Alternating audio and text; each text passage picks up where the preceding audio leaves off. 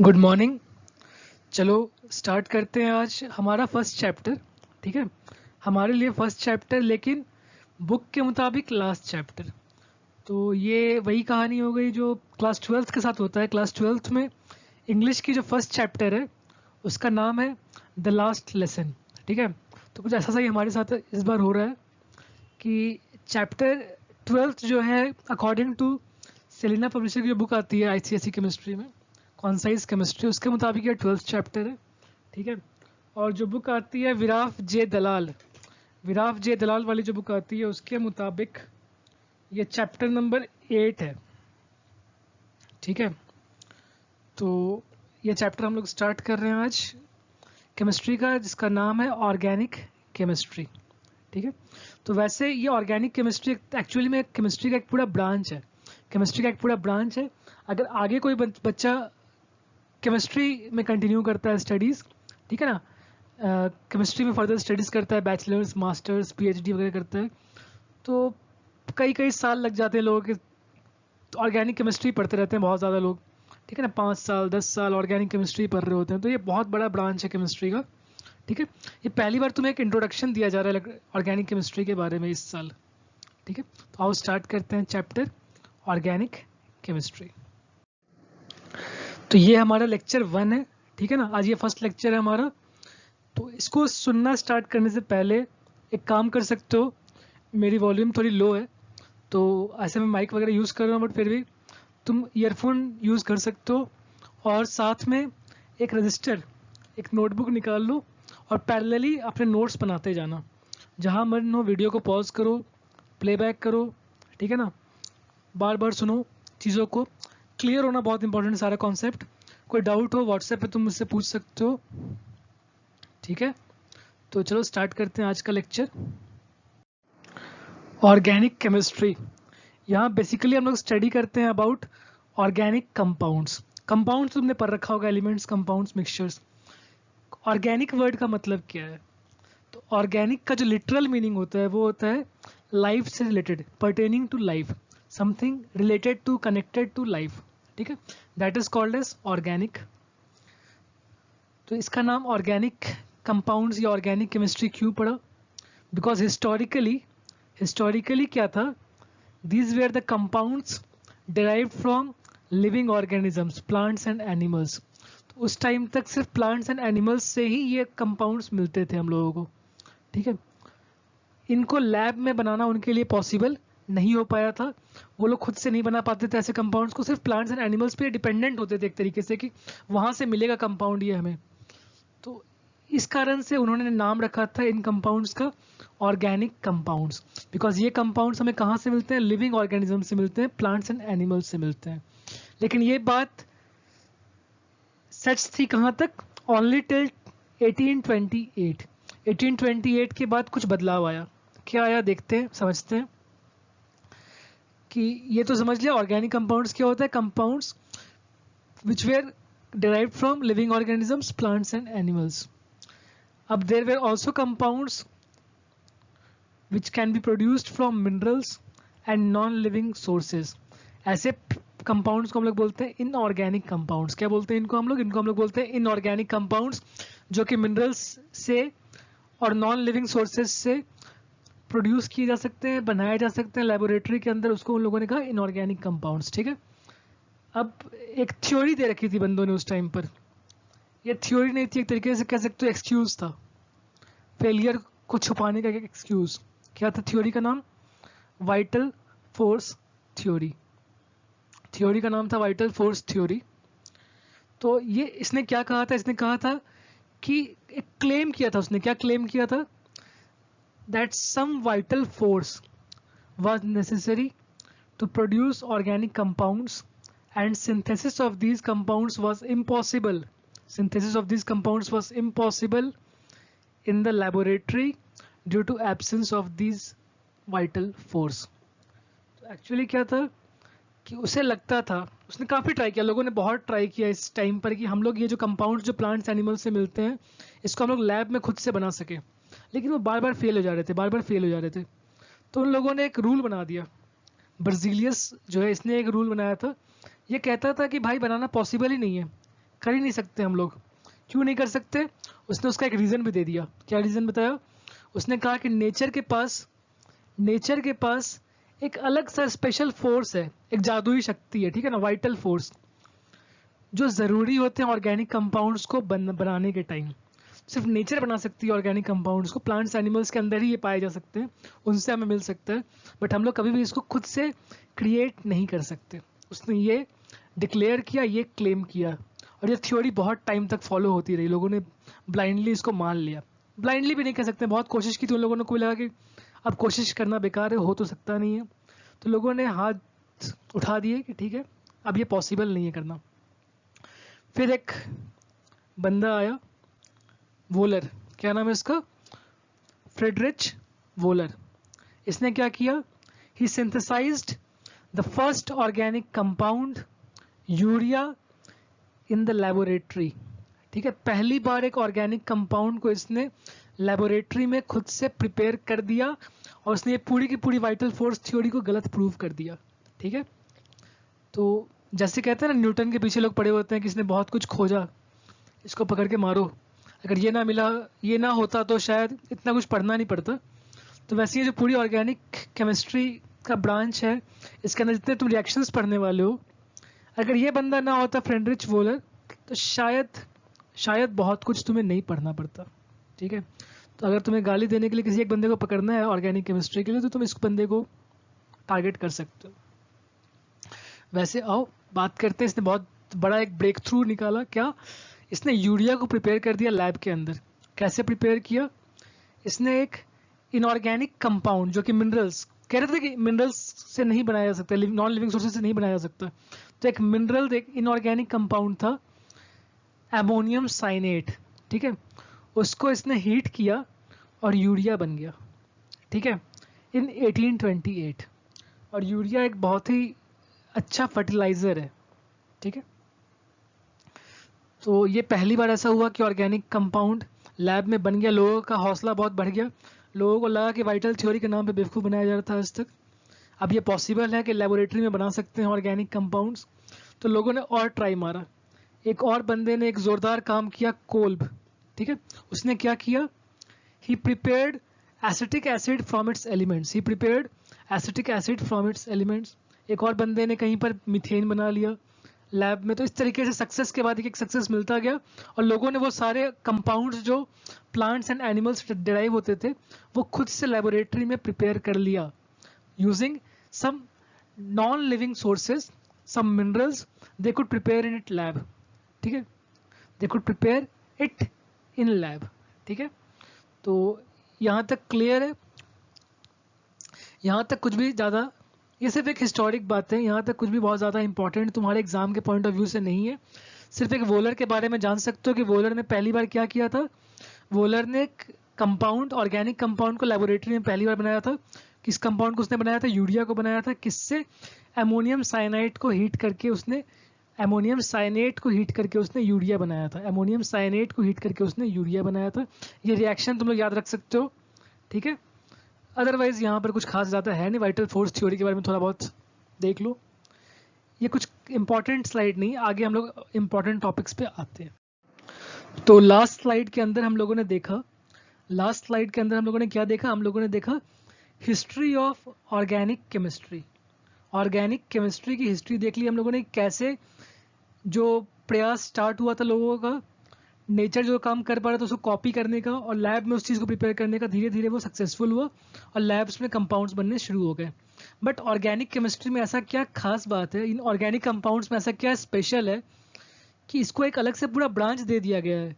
इतना क्या खास है इसके बारे में? और तुम लोग अगर आगे डिफरेंट फील्ड्स में जाओगे, डिफरेंट ब्रांचेस में जाओगे, कोई इंजीनियरिंग करेगा, कोई मेडिकल्स में जाएगा, कोई कुछ और काम करेगा, या रियल लाइफ में अलग अलग तुम काम करते हो, अलग अलग चीज़ों को यूज़ करते हो, कहाँ कहाँ पे ऑर्गेनिक कंपाउंड्स यूज़ होते हैं, इसको हम लोग समझने की कोशिश करते हैं। ठीक है, तो एक पहला जो सबसे एक्स्ट्राऑर्डिनरी फैक्ट, जो स्ट्रेंज फैक्ट आएगा, वो क्या है कि 90% ऑफ नोन कंपाउंड्स, जितने भी कंपाउंड्स अभी पाए जाते हैं, जो हमें पता है, हमारे नोन कंपाउंड्स जो हैं, जिनको हम लोग समझते हैं, उसमें से 90% कंपाउंड्स ऑर्गेनिक कंपाउंड्स हैं। ठीक है, यानी कि अगर 1 करोड़ कंपाउंड होंगे तो उसमें से 90 लाख जो कंपाउंड्स होंगे वो ऑर्गेनिक कंपाउंड्स होंगे, 10 लाख इनऑर्गेनिक कंपाउंड्स होंगे। ठीक है, इसलिए बहुत लार्ज नंबर है ऑर्गेनिक कंपाउंड्स का। अब क्या है बेसिकली, कहाँ कहाँ पे इसको यूज़ करते हैं, नॉर्मली कहाँ देखते हैं हम लोग, कौन कौन सी चीज़ें हम लोग आसपास में देखते हैं जो कि ऑर्गेनिक केमिस्ट्री का पार्ट है। Soaps, cosmetics, perfumes, detergent, paper, rubber, plastic, leather, resin, ink, paint, ये सारा कुछ। तो इन सब में से किसी इंडस्ट्री में अगर कोई बंदा जुड़ता है फ्यूचर में जाकर, तो वो बेसिकली ऑर्गेनिक कंपाउंड्स के साथ डील कर रहा होगा। इंडस्ट्री में जुड़ेगा तो उसके प्रोडक्शन में डील कर रहा होगा, इंडस्ट्री में ना भी जुड़े तब भी वो इन सारी चीज़ों को अपने रियल लाइफ में as a customer, as a end user use कर रहा होगा। ठीक है ना, तो ऑर्गेनिक कंपाउंड्स बहुत काम आते हैं हमारे, हर जगह ऑर्गेनिक कंपाउंड्स फैले हुए हैं। अब जो खाना वगैरह हम लोग खाते हैं उसमें बेसिकली फूड में जो न्यूट्रिशन के पार्ट में कौन कौन से ऑर्गेनिक कंपाउंड्स पाए जाते हैं, carbohydrates, proteins, fats, vitamins, enzymes, ये सारा कुछ किया है बॉडी के अंदर, जो पूरे बॉडी को एक्टिव रख रहा है, सारे एनर्जी दे रहा है, वो सारा कुछ किया है, वो सारा कुछ मोस्टली ऑर्गेनिक कंपाउंड्स है। ठीक है, तो जो भी बंदा डाइटिशियन बनेगा तो जो डाइटिशियन वाली जो स्टडीज़ करेगा वो बेसिकली कि किसमें क्या पाया जाता है, कहाँ पे क्या है, कैसे स्ट्रक्चर्स हैं, उससे क्या फ़र्क पड़ता है बॉडी को, तो वो डाइट वाले पार्ट में काफ़ी हद तक ऑर्गेनिक केमिस्ट्री के कंपाउंड्स को बार बार स्टडी करेगा।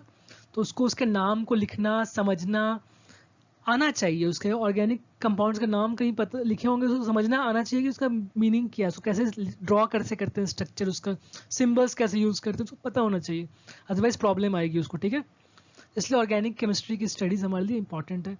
कोई बंदा अगर टेक्सटाइल इंडस्ट्री में जाता है, कहाँ जाता है, टेक्सटाइल इंडस्ट्री के अंदर जाता है, तो भी बहुत सारी चीज़ें ऑर्गेनिक केमिस्ट्री से ही आती है वहाँ पर भी, जैसे कॉटन, सिल्क, वूल, नायलॉन, रेयॉन, डेक्टन, ये सारा कुछ जो है, ये सारा कुछ जो प्लांट प्रोडक्ट्स, एनिमल प्रोडक्ट्स की बात कर रहे थे ना हम लोग, ये mostly plant and animal products ये सारे, और ये सारे ही ऑर्गेनिक कंपाउंड्स जो हमारे बहुत ज़्यादा काम आते हैं। अगला कौन सा है, जो ये फ्यूल है। तो कोई भी बंदा अगर एनर्जी सेक्टर में काम करता है, किस सेक्टर में, एनर्जी सेक्टर में काम करता है, तो उसे भी ऑटोमोबाइल में काम कर ले, उसे कहीं ना कहीं थोड़ा बहुत फ्यूल की आइडिया होनी चाहिए, मैकेनिकल इंजीनियरिंग कर ले, वहाँ भी थर्मल के बारे में बहुत कुछ स्टडी करना पड़ता है। यहाँ तक कि अगर एरोस्पेस इंजीनियरिंग कर ले, जो रॉकेट्स वगैरह की स्टडी कर ले, तो बेसिकली उसको पता होना चाहिए कि फ्यूल एफिशिएंसी कितनी है, कौन सा फ्यूल यूज़ करना चाहिए, कौन सा नहीं यूज़ करना चाहिए, कौन सा यूज़ करेंगे तो प्रोपल्शन हो पाएगा, कौन सा करेंगे तो नहीं हो पाएगा। ये सारी चीज़ें जानना बहुत इंपॉर्टेंट है। ये सारा कुछ ऑर्गेनिक केमिस्ट्री से पता चलता है। कोल, वुड, नेचुरल गैस, पेट्रोलियम, सबसे ज़्यादा पेट्रोल डीजल वगैरह यूज़ करते हैं, सारा कुछ किया, ये सारा कुछ, ये सारे ऑर्गेनिक कंपाउंड्स हैं। कैसे कंपाउंड्स हैं, ये सारे ऑर्गेनिक कंपाउंड्स हैं, बहुत सिंपल ऑर्गेनिक कंपाउंड्स हैं ये सारे। ठीक है, इसके बाद जो लोग मेडिकल फील्ड में जाना चाहते हैं, मैं बहुत क्लियर बताना चाहता हूँ, जो मेडिकल फील्ड में जाना चाहते हैं उनकी ऑर्गेनिक केमिस्ट्री बहुत अच्छी होनी चाहिए, क्योंकि मेडिकल के अंदर एक सब्जेक्ट होता है बायोकेमिस्ट्री। ठीक है ना, उसमें तुम्हें जो केमिस्ट्री पढ़ना होता है और जो मेडिसिन के बारे में तुम्हें उसका कॉम्पोजिशन पढ़ना होता है, उसमें 90% पार्ट ऑर्गेनिक केमिस्ट्री से रिलेटेड है।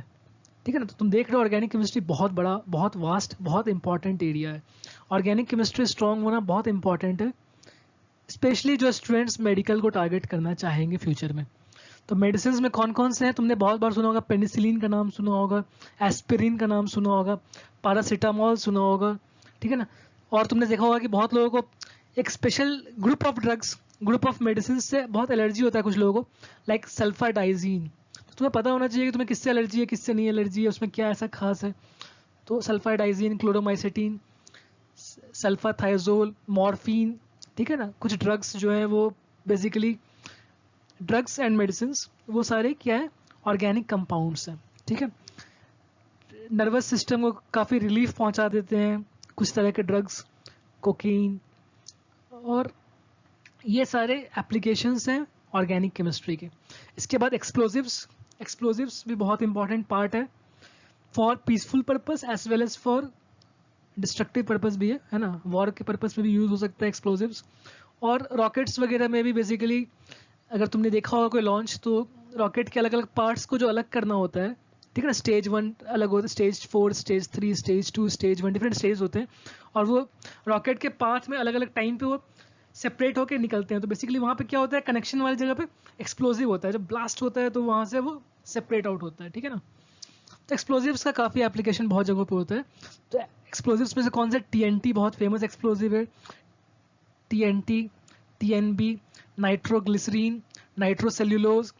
घर पे लोकल अपना बम बनाना है, पेट्रोल बम बनाना है, तो वो सब में भी एक्सप्लोजिव्स, बेसिकली ऑर्गेनिक केमिस्ट्री की अंडरस्टैंडिंग होना इम्पॉर्टेंट है।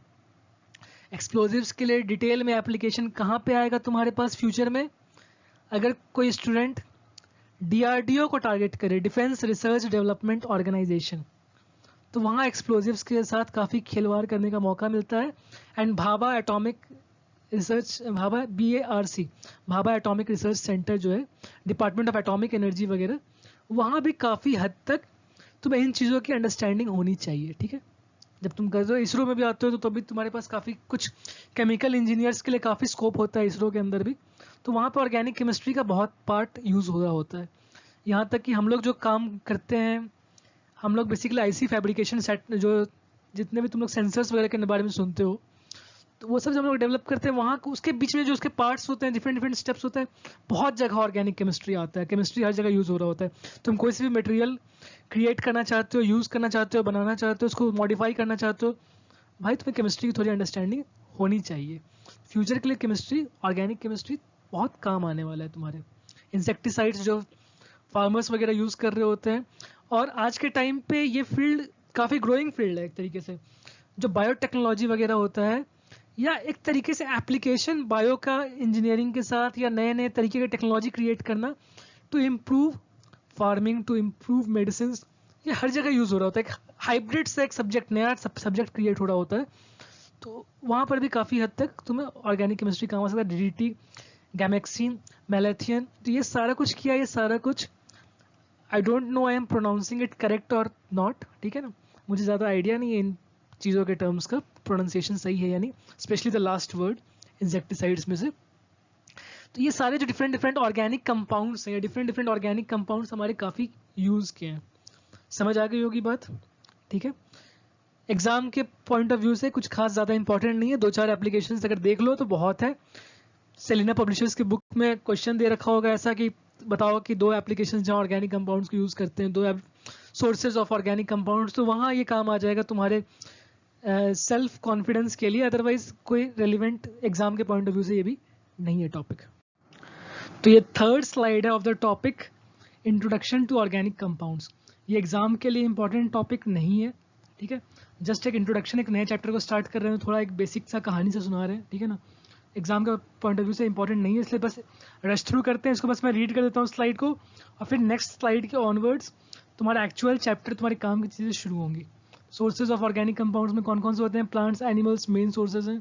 प्लांट्स से कौन कौन से ऑर्गेनिक कंपाउंड्स मिलते हैं, शुगर, सेल्यूलोज, स्टार्च। एनिमल्स से यूरिया, प्रोटीन, फैट्स मिल जाता है। कोल के थ्रू क्या क्या मिल सकता है हम लोगों को, बेंजीन का नाम सुना होगा तुम लोगों ने, नहीं सुना तो काफ़ी सुनने वाले हो, एक ऑर्गेनिक सॉल्वेंट होता है बेंजीन। टोल्यूइन भी एक ऑर्गेनिक सॉल्वेंट है। नैफ्थलीन बॉल्स तो तुमने सुना होगा, सब्लिमेशन के बारे में पढ़ा होगा नैफ्थलीन, ठीक है।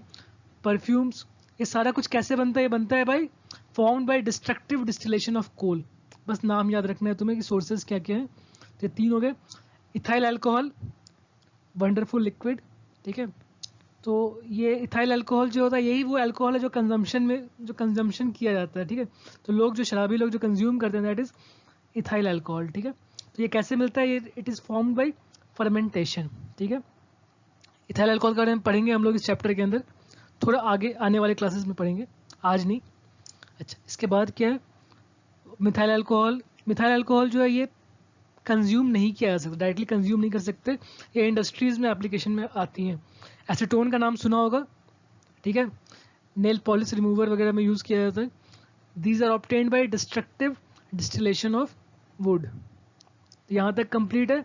आओ मूव करते हैं नेक्स्ट स्लाइड पे, जो जहाँ से इंपॉर्टेंट टॉपिक्स हमारे स्टार्ट होंगे नेक्स्ट स्लाइड से। तो सभी लोग रजिस्टर निकाल लो, अब इंपॉर्टेंट टॉपिक स्टार्ट होगा, नोट्स बनाना स्टार्ट कर लो। अभी तक हम लोगों ने कवर कर लिया इंट्रोडक्शन टू ऑर्गेनिक कंपाउंड्स, ठीक है।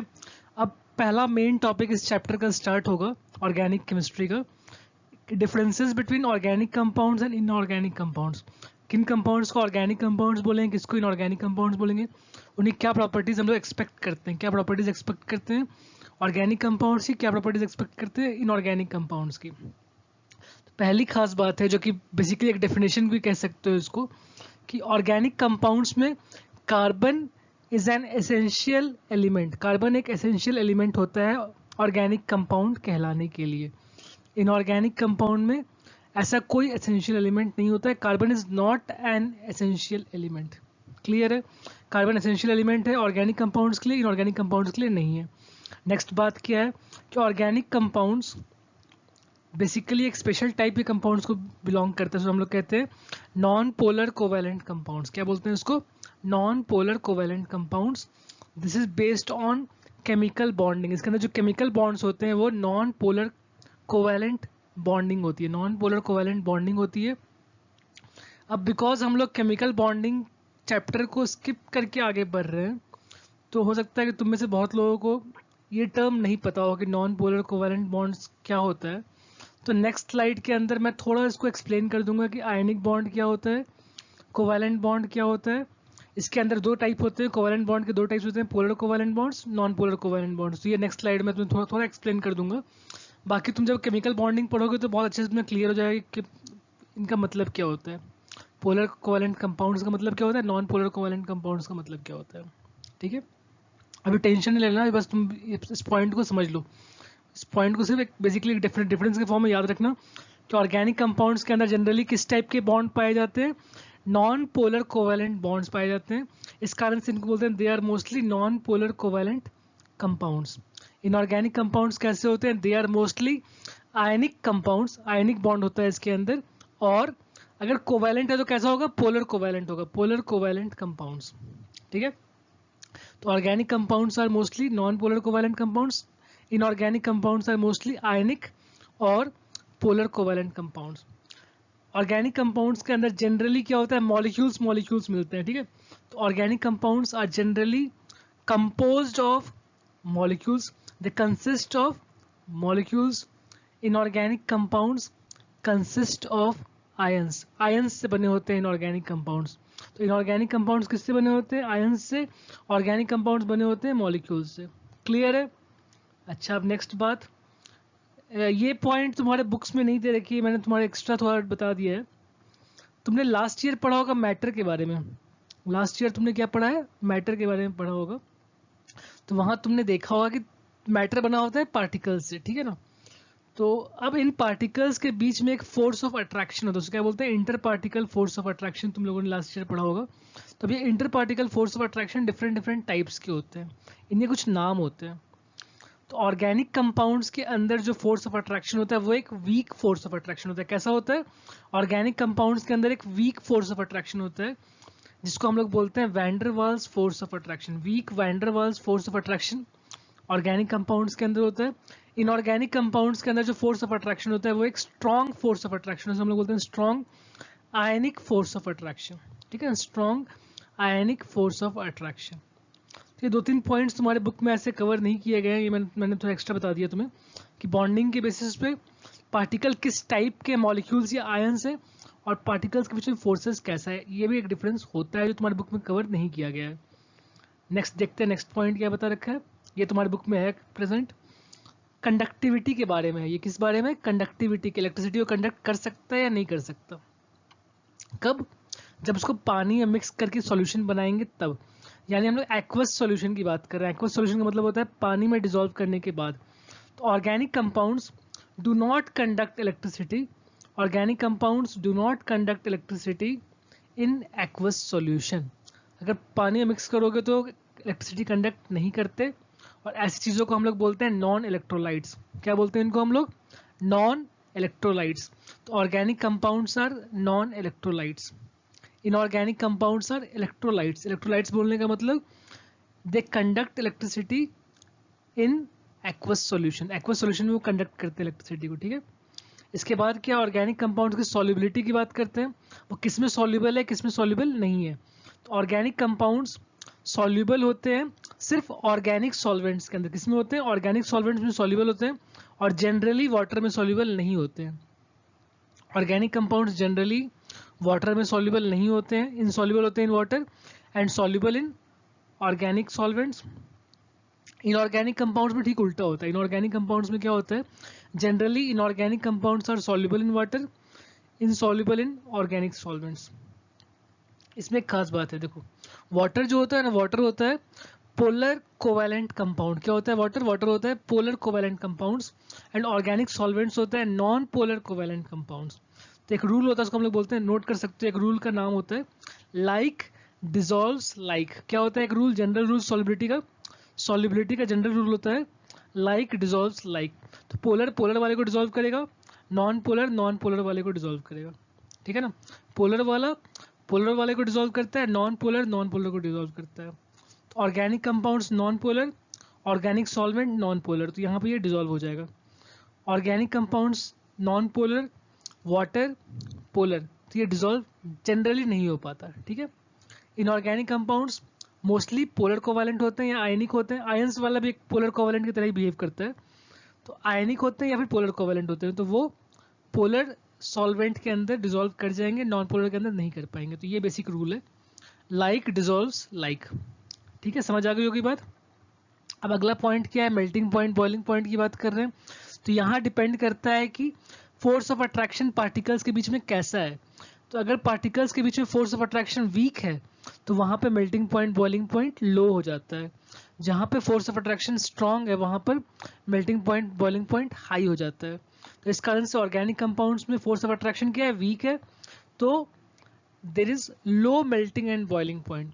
Organic compounds have low melting and boiling point. Inorganic compounds have high melting and boiling point. Organic compounds के पास generally एक characteristic color and smell होता है, तुम उसको color and smell से पहचान सकते हो, ठीक है। Organic compounds में generally एक peculiar सा smell होता है, हर एक compound का अपना different. Inorganic compounds are generally colorless and odorless. ये कोई significant difference नहीं है, ये बहुत सारे केस में different होगा। कई बार तुमको inorganic compounds कलर्ड भी मिलेंगे, उनका स्मेल भी पंजेंट ऑर्डर वगैरह भी मिलता है इनऑर्गेनिक कंपाउंड्स के अंदर। तो ऐसे जनरलाइज नहीं कर सकते इस बात को, बस एक पॉइंट में दे रखा है तो मैंने नोट कर लिया। ऊपर वाले पॉइंट ज़्यादा इंपॉर्टेंट है, ये ज़्यादा इंपॉर्टेंट पॉइंट नहीं है। ऑर्गेनिक कंपाउंड्स के रिएक्शंस जनरली स्लो होते हैं, ऑर्गेनिक कंपाउंड्स के रिएक्शंस जनरली स्लो होते हैं, इनऑर्गेनिक कंपाउंड्स के रिएक्शंस जनरली फास्ट होते हैं, ठीक है। एंड ऑर्गेनिक कंपाउंड्स कुछ स्पेशल प्रॉपर्टीज, दो स्पेशल प्रॉपर्टी का नाम लिखा है मैंने यहाँ पर, कैटिनेशन एंड आइसोमेरिज्म। तो ये ऑर्गेनिक कंपाउंड शो करते हैं, इनऑर्गेनिक कंपाउंड शो नहीं करते। ये दोनों प्रॉपर्टीज क्या होती हैं ये इस चैप्टर के अंदर आज की क्लास में हम लोग पढ़ेंगे इसको, ठीक है। आज की क्लास के अंदर हम लोग कैटिनेशन एंड आइसोमेरिज्म पढ़ने वाले हैं। तो ऑर्गेनिक कंपाउंड्स इन दो प्रॉपर्टीज को शो करती है, एग्जिबिट करती है। इनऑर्गेनिक कंपाउंड्स इन प्रॉपर्टीज को एग्जिबिट नहीं करती है। तो ये क्लियर है डिफरेंसेस की लिस्ट, ये याद रखना होगा तुम्हें डिफरेंसेस की लिस्ट, ठीक है। तो अब हम लोग नेक्स्ट स्लाइड पे मूव करेंगे। तो जैसा मैंने लास्ट स्लाइड के अंदर कहा था कि केमिकल बॉन्डिंग चैप्टर के थोड़े थोड़े कॉन्सेप्ट्स यहाँ इस चैप्टर के अंदर काम आ सकते हैं, बहुत ही सरफेशियल तरीके से, ऐसा कोई डेप्थ में ज़रूरत नहीं पड़ती, बट थोड़ा टर्म्स आ जाता है बीच बीच में, एक दो टर्म्स कहीं कहीं पे आ जाती हैं, तो इसको समझना इंपॉर्टेंट है। तो मैं तुम्हें एक इंट्रोडक्शन के फॉर्म में बता देता हूँ कि क्या होता है, सिर्फ काम की चीज़ें, ठीक है ना। डिटेल में चैप्टर पढ़ेंगे हम लोग तब समझेंगे। अब क्या है कि तुमने लास्ट ईयर पढ़ा होगा एलिमेंट्स, 3-4 टाइप्स के तुमने एलिमेंट्स पढ़े होंगे। क्या पढ़ा तुमने कि अलग अलग टाइप्स के एलिमेंट्स होते हैं, 3-4 टाइप्स के एलिमेंट्स होते हैं। एक होता है मेटल्स, एक होता है non metals, metalloids and noble gases, inert gases जिसको कहते हैं। Metals, non metals, metalloids and inert gases तुमने पढ़ा होगा। मेटल्स कौन से होते हैं, मेटल्स होते हैं इलेक्ट्रोपॉजिटिव एलिमेंट्स। क्या होते हैं मेटल्स, मेटल्स होते हैं इलेक्ट्रोपॉजिटिव एलिमेंट्स, मतलब they have a tendency to lose electrons, वो इलेक्ट्रॉन्स लूज करना चाहते हैं, उनके पास जो इलेक्ट्रॉन्स होते हैं लूजली बाउंड होते हैं, वो चाहते हैं कि इलेक्ट्रॉन निकल जाए, ठीक है ना। तो they have a tendency to lose electrons. Non metals क्या होते हैं, इलेक्ट्रोनेगेटिव एलिमेंट्स होते हैं, यहाँ पे इलेक्ट्रॉन्स बहुत टाइटली बाउंड होते हैं, and they have a tendency to gain electrons, वो इलेक्ट्रॉन्स गेन करना चाहते हैं, ठीक है। एग्जाम्पल देख के समझते हैं कि ऐसा क्यों होता है, ऐसा वो क्यों करना चाहते हैं। तो एग्जाम्पल मैंने एक बताया, सोडियम। सोडियम नाम सुना ही होगा सबने, ठीक है। तो इसका एटॉमिक नंबर होता है 11। कितना होता है एटॉमिक नंबर, 11 होता है सोडियम का एटॉमिक नंबर। इलेक्ट्रॉनिक कॉन्फ़िगरेशन लिखना याद है तुम लोगों को या भूल गए, अगर किसी को भी इलेक्ट्रॉनिक कॉन्फ़िगरेशन लिखने में प्रॉब्लम है तो मुझे व्हाट्सएप पे ज़रूर बताना कि तुम्हें प्रॉब्लम आती है इन चीज़ों में। मैं अगर किसी को अगर एक दो स्टूडेंट होंगे तो मैं व्हाट्सएप पे तुम्हें कुछ ऐसा बनाकर भेज दूंगा, कुछ एग्जांपल्स करवा दूंगा। और अगर ज़्यादा नंबर ऑफ स्टूडेंट्स होंगे तो मैं प्रॉपर एक वीडियो बना दूंगा इलेक्ट्रॉनिक कॉन्फ़िगरेशंस की, बिकॉज इसकी ज़रूरत तुम्हें इस चैप्टर में भी आएगी, पीरियोडिक टेबल के अंदर भी आएगी, केमिकल बॉन्डिंग के भी अंदर आएगी, बहुत सारे चैप्टर्स में इसकी ज़रूरत पड़ेगी इलेक्ट्रॉनिक कॉन्फ़िगरेशन लिखने की। ठीक है, तो अगर किसी को प्रॉब्लम है तो ज़रूर बता दो। सोडियम के एटॉमिक नंबर थी 11। 11 एटॉमिक नंबर का मतलब होता है 11 इलेक्ट्रॉन्स। कितने इलेक्ट्रॉन्स होंगे इसके अंदर? 11 इलेक्ट्रॉन्स। एटम न्यूट्रल होता है, तो सोडियम का अगर एटॉमिक नंबर 11 है तो उसके अंदर इलेक्ट्रॉन्स भी 11 होंगे। ठीक है, तो अगर 11 इलेक्ट्रॉन्स है, 11 प्रोटॉन्स 11 इलेक्ट्रॉन्स है इसके अंदर। ठीक है ना, सोडियम का एटॉमिक नंबर 11 है। 11 एटॉमिक नंबर का मतलब होता है प्रोटॉन्स 11 होने चाहिए, और अगर न्यूट्रल एटम है तो मतलब इलेक्ट्रॉन्स एंड प्रोटॉन्स इक्वल होने चाहिए। तो atomic number is 11, number of protons becomes 11, number of electrons becomes 11। अगर 11 इलेक्ट्रॉन्स है तो कैसे अरेंज होगा? फर्स्ट शेल की कैपेसिटी कितनी होती है? 2 तक वो ले सकता है, 2 इलेक्ट्रॉन्स तक उसके अंदर हो सकते हैं। फर्स्ट शेल में गए 2 इलेक्ट्रॉन्स। सेकेंड शेल की मैक्सिमम कैपेसिटी है 8 इलेक्ट्रॉन्स। तो पहले में 2 फिल हो गए, सेकेंड में कितने फिल हुए? 8 इलेक्ट्रॉन्स फिल हो गए। टोटल कितने हो गए? 10 फिल हो चुके हैं। बाकी कितने बच गए? 11 में से 10 फिल हो चुके हैं। ठीक है ना, 11 में से 10 फिल हो चुके हैं, 1 बच गया तो वो थर्ड शेल में जाएगा। तो 2 8 1 क्या हो गया इलेक्ट्रॉनिक कॉन्फ़िगरेशन? 2, 8, 1। ठीक है, रिवाइज हो गया ये वाला। अच्छा, अब इनर्ट गैसेस, नोबल गैसेस में क्या खास बात होती है? They are very very very stable. बिल्कुल वो लोएस्ट एनर्जी फॉर्म में होते हैं, रिएक्टिव नहीं होते हैं, बिल्कुल आराम से पड़े होते हैं वो। ठीक है ना, हर कोई उनकी तरह बनना चाहता है, हर किसी को बिल्कुल ऐसे आराम की लाइफ चाहिए, परेशानी नहीं चाहिए, बेकार का भाग दौड़, रिएक्शन नहीं करना चाहते ये लोग। ठीक है ना, बिल्कुल स्टेबल बनना चाहते हैं हर कोई। तो मेटल्स, नॉन मेटल्स सभी कैसा बनना चाहते हैं? वो बनना चाहते हैं इनर्ट गैस की तरह।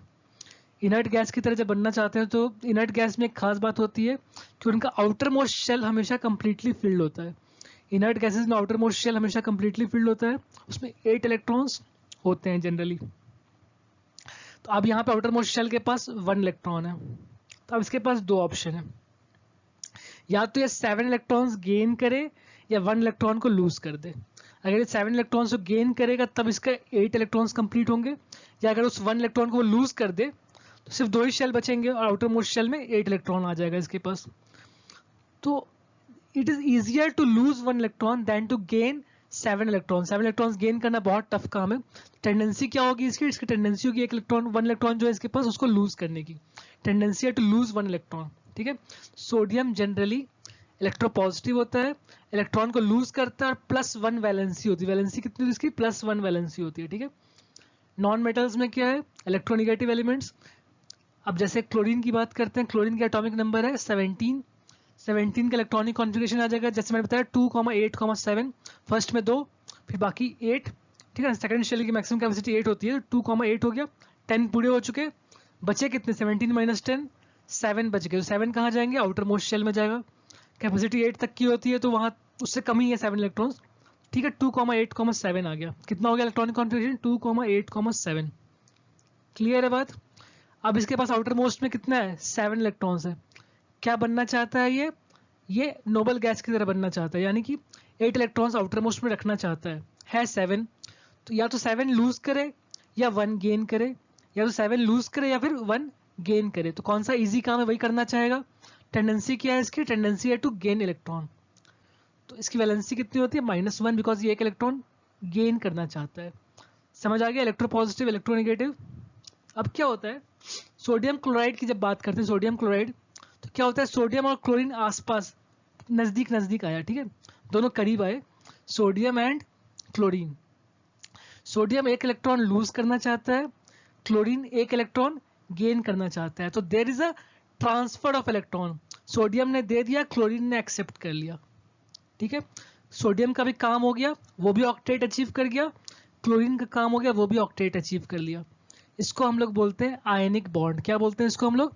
आयनिक बॉन्ड और कोवैलेंट बॉन्ड। आयनिक बॉन्ड और इलेक्ट्रोवैलेंट बॉन्ड। क्या बोलते हैं इसको हम लोग? आयनिक बॉन्ड और इलेक्ट्रोवैलेंट बॉन्ड। आयनिक बॉन्ड का दूसरा नाम है इलेक्ट्रोवैलेंट बॉन्ड। ठीक है, तो यहाँ पर क्या होता है, there is a transfer of electrons. जब भी there is transfer of electrons between metal and non metal, तो वहां पे फॉर्म होता है आयनिक बॉन्ड या फिर इलेक्ट्रोवैलेंट बॉन्ड। अब कभी कभी क्या होता है कि दो नॉन मेटल्स आपस में नजदीक नजदीक आते हैं, करीब आते हैं, एंड वो लोग आपस में ही बॉन्ड फॉर्म करते हैं। तो अब बिकॉज दोनों नॉन मेटल हैं तो दोनों को ही इलेक्ट्रॉन चाहिए, दोनों को इलेक्ट्रॉन चाहिए, कोई किसी को इलेक्ट्रॉन दे नहीं सकता। तो यहाँ पे क्या होता है, यहाँ पे ट्रांसफर ऑफ इलेक्ट्रॉन नहीं होता।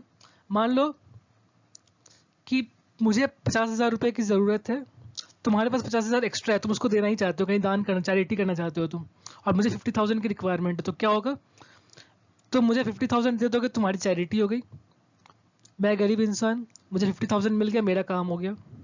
This is transfer of money, this is transfer of money, इसको बोलते हैं आयनिक बॉन्ड या इलेक्ट्रोवैलेंट बॉन्ड। अब दूसरा सिचुएशन क्या है, मेरे पास 50,000 है, तुम्हारे पास 50,000 है, मैं एक बिजनेस स्टार्ट करना चाहता हूँ, तुम एक बिजनेस स्टार्ट करना चाहते हो, रिक्वायरमेंट है 1 लाख की। कितने की रिक्वायरमेंट है, 1 लाख की। अब मुझे 50,000 की रिक्वायरमेंट है, तुम्हें 50,000 की रिक्वायरमेंट, अब करे क्या, तो हम लोग एक काम कर सकते हैं, हम लोग पार्टनरशिप कर सकते हैं। क्या कर सकते हैं हम लोग पार्टनरशिप कर सकते हैं। तो मेरा 50,000, तुम्हारा 50,000, 1 लाख हो गया, हम लोगों ने बिजनेस स्टार्ट कर दिया। अब हम दोनों के बीच में क्या हो गया, एक शेयरिंग हो गई, हम लोग उसके ओनरशिप की शेयरिंग हो गई हमारे बीच में। तो ऐसे ही होता है जब दो नॉन मेटल्स मिलते हैं तो शेयरिंग ऑफ इलेक्ट्रॉन्स होता है, तो कहते हैं कोवैलेंट बॉन्ड। ठीक है, अब वो शेयरिंग इक्वल हो सकती है या फिर अनइक्वल हो सकती है। शेयरिंग इक्वल हो सकती है या फिर अनइक्वल हो सकती है। जो शेयर्ड पैसा टोटल 1 लाख बना, अगर मैं बहुत ही दबंग इंसान हूँ, सपोज करो 50,000 तुमने लगाया, 50,000 मैंने लगाया, और हमने एक बिजनेस स्टार्ट कर दिया। बट मैं अगर एक बहुत दबंग इंसान हूँ और तो थोड़ा मेरा दबदबा ज़्यादा रहेगा, तुम ज़्यादा मेरे सामने बोल नहीं पाओगे, ठीक है ना, चाहे तो तुम मुझसे डरते हो या तुम मेरा रिस्पेक्ट करते हो, जो भी ऐसा है, तुम मेरे सामने कुछ ज़्यादा बोल नहीं पाओगे, मैं जैसे मर्जी उस पैसे को खर्च कर दे रहा हूँ। तो दैट इज अनइक्वल शेयरिंग, कि जब दोनों ने कंट्रीब्यूट तो किया बट फाइनली जो प्रॉफिट आ रहा है उसमें इक्वल इक्वल नहीं डिस्ट्रीब्यूट हो रहा है, मैं कुछ ज़्यादा प्रॉफिट रख ले रहा हूँ। तो दैट इज एक तरफ ज़्यादा जा रहा है, इलेक्ट्रॉन्स जो शेयर्ड हुए हैं वो किसी एक की तरफ ज़्यादा झुके हुए हैं। किसकी तरफ ज़्यादा झुके हुए हैं, जो ज़्यादा इलेक्ट्रोनेगेटिव होगा उसकी तरफ ज़्यादा झुके होंगे, जो ज़्यादा अट्रैक्ट कर पाएगा उसकी तरफ ज़्यादा झुके हुए होंगे। इसको बोलते हैं पोलर कोवैलेंट। क्या बोलते हैं इसको, इसको बोलते हैं पोलर कोवैलेंट कंपाउंड्स। जैसे HCl एग्जांपल है, H2O वाटर में भी ऐसा ही होता है। ऑक्सीजन ज़्यादा इलेक्ट्रोनेगेटिव है तो ज़्यादा इलेक्ट्रॉन को अपनी तरफ खींच के रखता है वो। HCl में क्लोरीन ज़्यादा इलेक्ट्रोनेगेटिव तो अपने इलेक्ट्रॉन्स को अपनी तरफ ज़्यादा खींच के रखता है वो। उसको बोलते हैं पोलर कोवैलेंट कंपाउंड्स। तो क्लोरीन ज़्यादा दबंग है, वो इलेक्ट्रॉन्स को, प्रॉफिट को अपनी तरफ खींच के रखता है। ठीक है, ऐसे हुई दोनों की जो शेयरिंग हुई थी। नॉन पोलर में क्या होता है, नॉन पोलर में शेयरिंग होती है बट इक्वल इक्वल शेयरिंग होती है। भाई बिल्कुल दोनों फ्रेंड फ्रेंड एक जैसे बराबर के हैं दोनों, कोई दबंग नहीं है। ठीक है, दोनों मिलजुल के काम करते हैं, प्रॉफिट आधा आधा बांटते हैं। तो that is non polar covalent compounds. मेरे ख्याल से क्लियर होगा मीनिंग ये सारा कुछ, polar, non polar, ionic bond, clear है मीनिंग। अब इस चैप्टर में आगे हम लोग बढ़ते हैं ऑर्गेनिक कंपाउंड में। केमिकल बॉन्डिंग की इससे ज़्यादा रिक्वायरमेंट अभी नहीं पड़ेगी। किसी को कोई प्रॉब्लम हो तो बोल देना, मैं उस पर थोड़ा अलग से बता दूंगा, तुम्हें एक अलग से वीडियो बना दूंगा अगर और रिक्वायरमेंट आती है तो। बाकी केमिकल बॉन्डिंग के अंदर तो पढ़ेंगे हम डिटेल में, तो कोई ऐसे प्रॉब्लम आनी नहीं चाहिए। ठीक है, अब आगे मूव करते हैं। तुम लोगों को याद होगा अभी थोड़ी देर पहले हम लोगों ने एक स्लाइड देखा था, differences between organic compounds and inorganic compounds. पहला पॉइंट क्या था उसका, याद है क्या? फर्स्ट पॉइंट क्या था कि हर एक ऑर्गेनिक कंपाउंड में एक एलिमेंट कॉमन होता है। कौन सा एलिमेंट कॉमन होता है? कार्बन कॉमन होता है।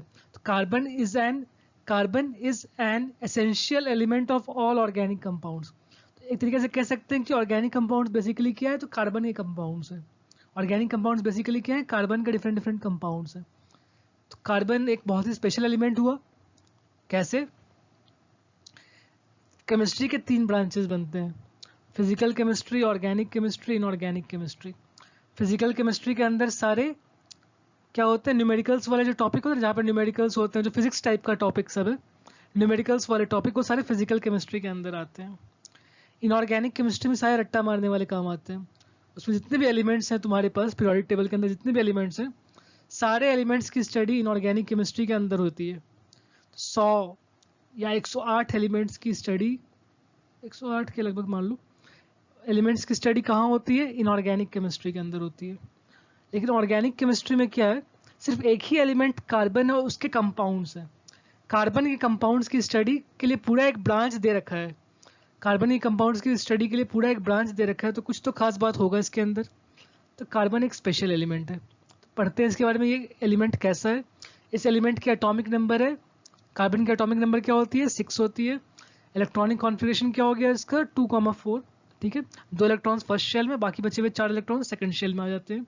अब बिकॉज आउटर मोस्ट में 4 इलेक्ट्रॉन्स है, चाहता कितना है ये भी चाहता है ऑक्टेट पूरा करना। क्या चाहता है वो, ऑक्टेट पूरा करना चाहता है, मतलब 4 इलेक्ट्रॉन और चाहिए उसको। अब 4 इलेक्ट्रॉन भाई, या तो वो लूज कर दे 4 इलेक्ट्रॉन, या तो गेन कर ले 4 इलेक्ट्रॉन, लेकिन दोनों ही काम है बहुत टफ। 4 इलेक्ट्रॉन लूज करना भी टफ है, 4 इलेक्ट्रॉन गेन करना भी टफ है। करता क्या है ये, जनरली शेयरिंग ऑफ इलेक्ट्रॉन्स करता है, ना तो लूज करता है ना तो गेन करता है, इट शेयर्स इलेक्ट्रॉन्स। तो ये हमेशा क्या फॉर्म करता है, कोवैलेंट बॉन्ड्स फॉर्म करता है। कितना फॉर्म करता है, कोवैलेंट बॉन्ड्स, 4 बॉन्ड्स बनाने जरूरी, 4 इलेक्ट्रॉन्स चाहिए, तो 4 अलग अलग इलेक्ट्रॉन्स कहीं से मिलने चाहिए। 4 बॉन्ड्स फॉर्म करता है कार्बन। ठीक है, कैसे, कोवैलेंट बॉन्ड्स। दो और खास बातें कि 90% ऑफ द कंपाउंड्स जो नेचर में पाए जाते हैं, जो नॉन कंपाउंड्स हैं, वो कार्बन ही अकेला फॉर्म करके बैठा है। तो कार्बन तो बहुत ही ज़्यादा तेज है। ठीक है ना, बहुत सारे इनऑर्गेनिक कंपाउंड्स भी कार्बन ने फॉर्म कर रखे हैं, तो 95% कंपाउंड्स में कार्बन प्रेजेंट हो जाता है। ठीक है, कार्बोनेट्स वगैरह में भी आ जाता है कार्बन। तो कार्बन के बहुत ज़्यादा नंबर ऑफ कंपाउंड्स हैं, over 5 million compounds, 50 lakh compounds से भी ज़्यादा कार्बन अकेले एक एलिमेंट के हैं, कार्बन के। तो कार्बन कुछ तो अलग है। ठीक है, कार्बन की यूनिक प्रॉपर्टीज बहुत कॉमनली एग्जाम में आता है, वो नेक्स्ट स्लाइड में हम लोग देखेंगे। अब है unique nature of carbon atom. ये बहुत ही इंपॉर्टेंट टॉपिक है, unique nature of carbon atom, तुम्हारे एग्जाम्स के लिए बहुत इंपॉर्टेंट है। ये 2 टर्म्स यहाँ पे आएंगे, इसको नोट कर लेना, डेफिनेशन नोट कर लो इसका, टेट्रावैलेंसी एंड कैटिनेशन। ये दोनों ही डेफिनेशन बहुत इंपॉर्टेंट एग्जाम्स में बहुत बार आते हैं, कि डिफाइन या एक्सप्लेन टेट्रावैलेंसी एंड कैटिनेशन। ठीक है, टेट्रा मतलब 4, वैलेंसी, इसकी वैलेंसी 4 होती है, सिंपल ये मीनिंग है टेट्रावैलेंसी का। डेफिनेशन क्या लिख सकते हो, the property of carbon atom by virtue of which it forms 4 covalent bonds is called tetravalency. The property of carbon atom by virtue of which it forms 4 covalent bonds is called tetravalency. ठीक है, बहुत ही clear इसका meaning. 4 bond क्यों form करते हैं हम लोगों ने देख लिया, 2,4 इलेक्ट्रॉनिक कॉन्फ़िगरेशन थी, 4 इलेक्ट्रॉन्स या तो लूज करता है या तो गेन करता है, नहीं करता ऐसा कुछ करता नहीं है, वो क्या करता है, शेयर करता है, इसलिए कोवैलेंट बॉन्ड्स फॉर्म करता है, 4 कोवैलेंट बॉन्ड्स फॉर्म करता है, तो इसी को बोलते हैं टेट्रा कोवैलेंसी, या टेट्रावैलेंसी या टेट्रा कोवैलेंसी भी कई बार कहते हैं इसी टर्म्स को। ठीक है, क्लियर है ये बात। अगला प्रॉपर्टी है, इसको बोलते हैं कैटिनेशन। क्या है नेक्स्ट प्रॉपर्टी, कैटिनेशन। तो कार्बन की एक स्पेशल प्रॉपर्टी होती है कैटिनेशन, इसका मतलब है सेल्फ लिंकिंग, खुद के साथ खुद वो बॉन्ड बना सकता है। बहुत ही स्पेशल प्रॉपर्टी है कार्बन की, वो खुद के साथ खुद बॉन्ड बना सकता है। कभी सोडियम सोडियम के साथ, सोडियम सोडियम के साथ, मैग्नीशियम मैग्नीशियम के साथ बॉन्ड फॉर्म नहीं करता। ऐसा कंपाउंड देखा कि Na लगातार ऐड होते जा रहे हैं, आपस में कंबाइन करते जा रहे हैं, ऐसा नहीं होता। आयरन आयरन आयरन आयरन आपस में कंबाइन हो जाए, ऐसा जनरली नहीं होता। ऑक्सीजन का चलो O2 होता है, O3 होता है, ओजोन होता है, ऐसा थोड़ी होता है 100 ऑक्सीजन के आइटम साथ में कंबाइन हो जाएंगे, 1000 ऑक्सीजन के आइटम साथ में कंबाइन होकर एक नया कंपाउंड बना देंगे, ऐसा नहीं होता। लेकिन कार्बन के साथ ऐसा होता है, किसी एक लंबी सी चेन में हो सकता है 1000 कार्बन हो, 2000 कार्बन, एक कार्बन अगले कार्बन से कनेक्ट हो रहा है, अगला कार्बन फिर से अगले कार्बन से कनेक्ट हो रहा है, ऐसे बहुत लंबा चेन बना सकता है। और चेन की लेंथ के अकॉर्डिंग अलग अलग कंपाउंड्स हो सकते हैं, इसलिए बहुत सारे कंपाउंड्स हैं इसके। 5 कार्बन है तो डिफरेंट कंपाउंड है, 6 कार्बन है डिफरेंट कंपाउंड है, 7 कार्बन है डिफरेंट कंपाउंड है, और एक कार्बन के 4 बॉन्ड होते हैं, तो एक तो कार्बन से लग गया, बाकी और अलग अलग चीजें लग सकती हैं। तो बहुत सारे कंपाउंड्स बन सकते हैं इस तरीके से, कहीं भी एक चेंज हुआ तो एक नया कंपाउंड आ गया हमारे पास। इस कारण से बहुत ज़्यादा नंबर ऑफ कंपाउंड्स होते हैं कार्बन के, because of which property, tetravalency, because 4 bond होते हैं इस कारण से, एंड सेकंड कैटिनेशन। ठीक है, टेट्रावैलेंसी एंड कैटिनेशन। समझ आई बात। एग्जाम्पल को देख के हम लोग आगे समझेंगे, मैं काफ़ी सारे स्ट्रक्चर्स वगैरह तुम्हें ड्रॉ करके दिखाऊंगा, तब वहाँ तुम्हें क्लियर हो जाएगा। यहाँ तक कुछ समझ में आ रहा है, tetravalency 4 bonds, catenation self linking property. Actually जब भी मैं कैटिनेशन टर्म बोलता हूँ ना, तो मुझे एक गाने की लाइन्स याद आ जाती है। एक गाने का है ना, किसी और की मुझको ज़रूरत क्या, मैं तो खुद से प्यार जताऊँ, what's my name, carbon carbon की कहानी पढ़ रहे हैं हम लोग, ठीक है ना। तो कैटनेशन सेल्फ लिंकिंग की प्रॉपर्टी होती है एलिमेंट की, जिसके कारण वो फॉर्म करता है, क्या फॉर्म करता है, लॉन्ग स्ट्रेट चेन्स फॉर्म कर सकता है, ब्रांच चेन फॉर्म कर सकता है, फिर साइक्लिक चेन फॉर्म कर सकता है। क्या कर सकता है, straight chain, branch chain, cyclic chains, ठीक है। तो इन बातों को आगे बढ़ के ज़्यादा तुम क्लियरली समझोगे, बहुत सारे कंपाउंड देखोगे तब समझ में आएगा। अभी सिर्फ इसको तुम्हें बेसिक डेफिनेशन को समझ याद रखना है, ठीक है।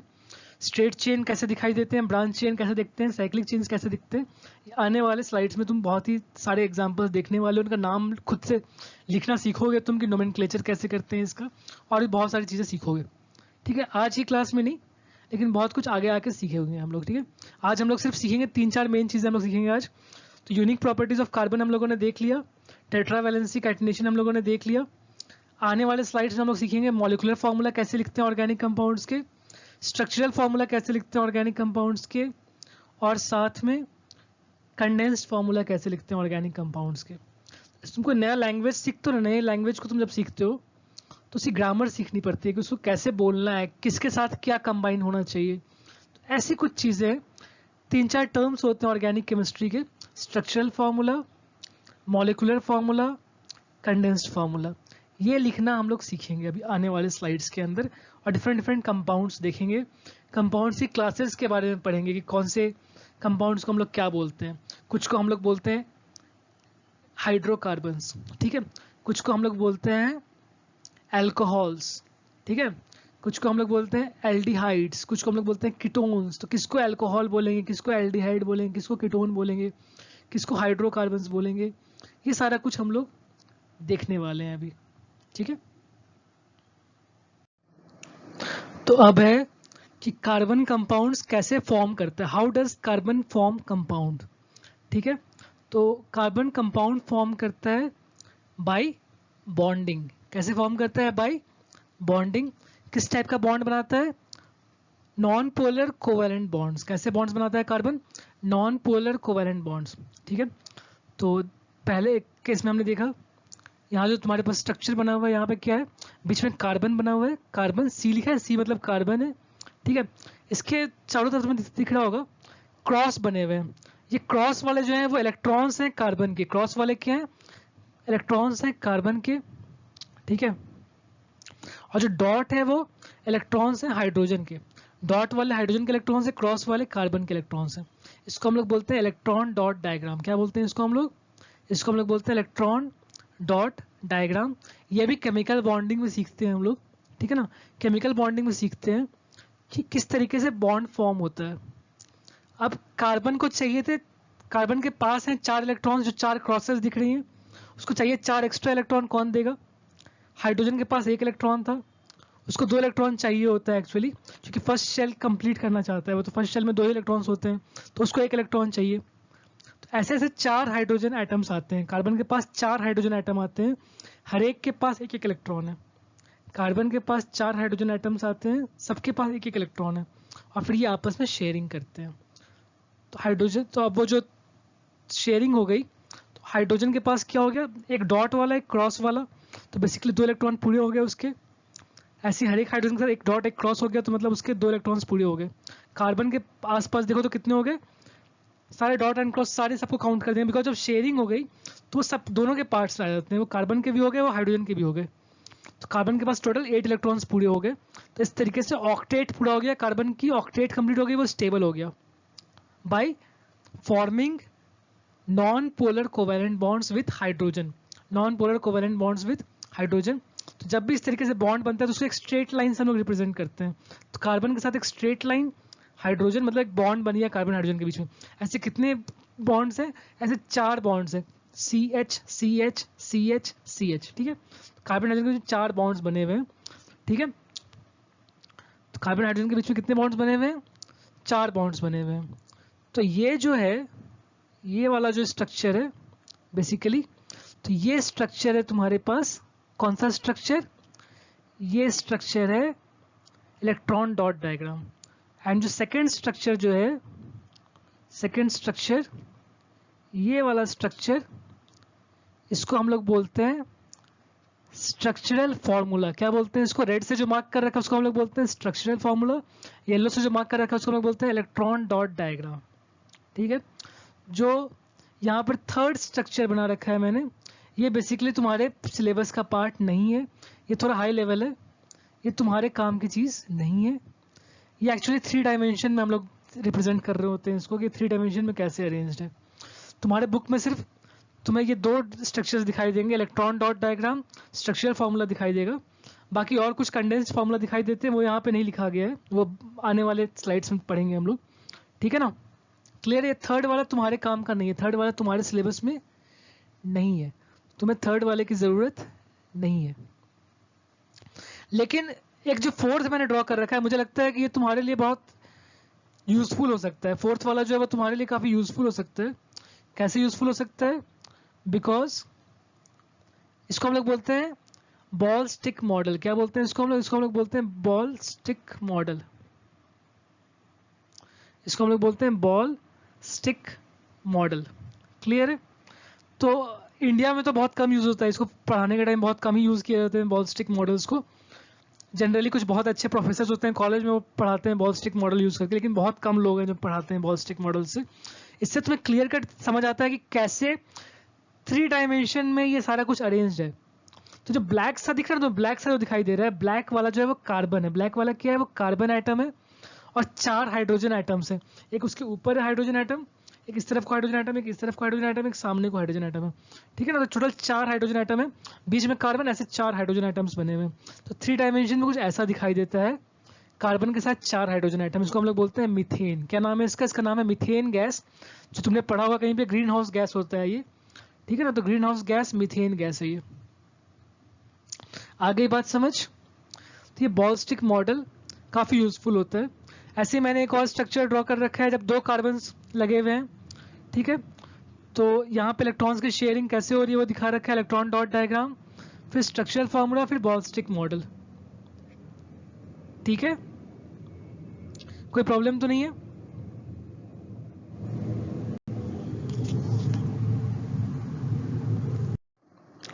ये जो 2 स्लाइड्स अभी हमने देखे, लास्ट स्लाइड और ये वाला slide, how carbon forms compound, इसको अप्रोच करने का एक अलग तरीका है। ठीक है, इसको अप्रोच करने का एक अलग तरीका है। तो हर स्लाइड को पढ़ने का अपना एक अलग तरीका है, कहीं पे एम्फेसिस ज़्यादा देना है, कहीं पे कम देना है। जैसे स्टार्टिंग का पार्ट था हमारे पास इंट्रोडक्शन टू ऑर्गेनिक कंपाउंड्स के 3 स्लाइड्स, उन पे ज़्यादा एम्फेसिस नहीं देना है, वो बिल्कुल ही बस एक स्टोरी टाइप का था। उसके बाद हमारे पास आया differences between organic and inorganic compounds, उनको नोट करना है, वो इंपॉर्टेंट थे। उसके बाद हम लोगों ने पढ़ा कार्बन के इंपॉर्टेंट प्रॉपर्टीज़ के बारे में पढ़ा, यूनिक प्रॉपर्टीज ऑफ कार्बन, जहाँ पे हम लोगों ने पढ़ा कैटिनेशन एंड टेट्रावैलेंसी, वो एक इंपॉर्टेंट पार्ट था, उसको नोट करना था, उसको डेफिनेशन याद करना था। ठीक है, उसके बाद जो हमने स्लाइड देखा हाउ कार्बन फॉर्म्स कंपाउंड, वहाँ पे सिर्फ मैं तुम्हें एक बॉन्ड कैसे बनता है वो दिखाना चाह रहा था। केमिकल बॉन्डिंग चैप्टर में तुम ऐसे बहुत सारे स्ट्रक्चर्स ड्रॉ करोगे, बहुत सारे इलेक्ट्रॉन डॉट डायग्राम्स ड्रॉ करोगे, तुम्हें कोई प्रॉब्लम नहीं आएगी। ठीक है ना, तो मैं बस एक तुम्हें ड्रॉ करके दिखाना चाह रहा था कि कैसे बनते हैं। और यहाँ पे जो बहुत सारी तुम्हें चीज़ें दिखाई दे रही हैं ऐसे लिखी हुई, कहीं कार्बन, कहीं हाइड्रोजन, कहीं डैश बने हुए हैं, तो इन चीज़ों पे तुम ये पूरा लेक्चर ख़त्म होने के बाद वापस आना, जब लेक्चर कंप्लीट हो जाएगा तब वापस आना इन दोनों स्लाइड्स पे, और फिर से इनको अपने नोट्स में लिखना, तुम्हें कुछ हद तक क्लियर होगा कि क्या हो रहा है ये। तो मैं बस यहाँ पे ये दिखाना चाह रहा हूँ इस डायग्राम में, जो भी यहाँ पे लिखी हुई चीज़ें या फिर जो ड्रॉ कर रखी हैं, ठीक है, सिंबल्स वगैरह, तो इसमें मैं क्या दिखाना चाह रहा हूँ, मैं यहाँ पे सिर्फ ये दिखाना चाह रहा हूँ कि कार्बन सिर्फ सिंगल बॉन्ड नहीं, कार्बन चाहे तो डबल बॉन्ड भी बना सकता है, कार्बन चाहे तो ट्रिपल बॉन्ड भी बना सकता है, कार्बन के पास बहुत सारे अलग अलग प्रॉपर्टीज हैं, सिंगल डबल ट्रिपल बॉन्ड कुछ भी बना सकता है वो। तो यहाँ पर क्या है हमारे पास ऑर्गेनिक मॉलिक्यूल्स, कौन सा ऑर्गेनिक मॉलिक्यूल की बात कर रहे हैं हम लोग? इथीन की बात कर रहे हैं, C2H4 एंड इथाइन जो कि C2H2 है। ठीक है, तो अब क्या है, C2H4 के पास होता है डबल बॉन्ड, C2H4 के पास होता है डबल बॉन्ड, और C2H2 के पास क्या होता है? ट्रिपल बॉन्ड होता है। कार्बन कार्बन के बीच में डबल बॉन्ड, कार्बन कार्बन के बीच में ट्रिपल बॉन्ड। ठीक है, तो कार्बन कार्बन के बीच में डबल बॉन्ड है, तो वो क्या है? वो C2H4 है। कैसे पता चला C2H4 है? काउंट कर सकते हो कितने कार्बन है कितने हाइड्रोजन। यहाँ पे कितने कार्बन दिखाई दे रहे हैं तुम्हें? 2 कार्बन है। हाइड्रोजन कितने हैं यहाँ पे? 4 हाइड्रोजन है। तो 2 कार्बन हैं 4 हाइड्रोजन है, तो उसको हम लोग लिखा, क्या हम लोगों ने लिखा, C2H4। C2H4 जो होता है इसको हम लोग बोलते हैं मॉलिक्यूलर फॉर्मूला। C2H4 क्या होता है, ये होता है मॉलिक्यूलर फॉर्मूला। C2H4 होता है मॉलिक्यूलर फॉर्मूला। और यहाँ पर कितने कार्बन है, कितने हाइड्रोजन है, 2 कार्बन है, 2 हाइड्रोजन है, तो इसको लिखा C2H2। 2 carbon 2 hydrogen, C2H2। तो C2H2 क्या हो गया, ये हो गया C2H2 हो गया इसका मॉलिक्यूलर फॉर्मूला। C2H2 होता है मॉलिक्यूलर फॉर्मूला, ठीक है। C2H2 क्या होता है, ये होता है मॉलिक्यूलर फॉर्मूला। तो यहाँ पर जो लिखा हुआ है कुछ यहाँ पे स्ट्रक्चर ऐसा बना रखा है, सी सी के बीच में ट्रिपल बॉन्ड है, इस सी के साथ H लगा हुआ है और इस सी के साथ भी H लगा हुआ है, ये जो है इसको क्या बोलते हैं, इसको हम लोग ये बोलते हैं स्ट्रक्चरल फॉर्मूला। क्या होता है ये होता है स्ट्रक्चरल फॉर्मूला। क्लियर है बात, मॉलिक्यूलर फॉर्मूला क्या होता है, स्ट्रक्चरल फॉर्मूला क्या होता है, ये क्लियर है बात, कोई डाउट तो नहीं है, ठीक है। जैसे नीचे कुछ और बना रखी है, इनको भी देख लेते हैं पहले एक बार। यहाँ पे क्या बना रखा है हमारे पास,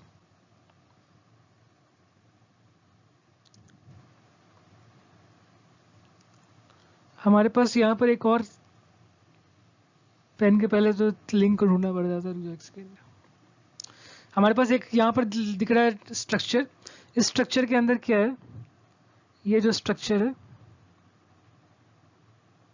ये वाला स्ट्रक्चर जो यहाँ पे दिखाई दे रहा है, इसके अंदर कितने कार्बन है, कितने हाइड्रोजन है, इसके अंदर 3 कार्बन और कितने हाइड्रोजन है, 1 2 3 4 5 6 7 8, 4 carbons, 4 carbon atoms and 8 hydrogen items.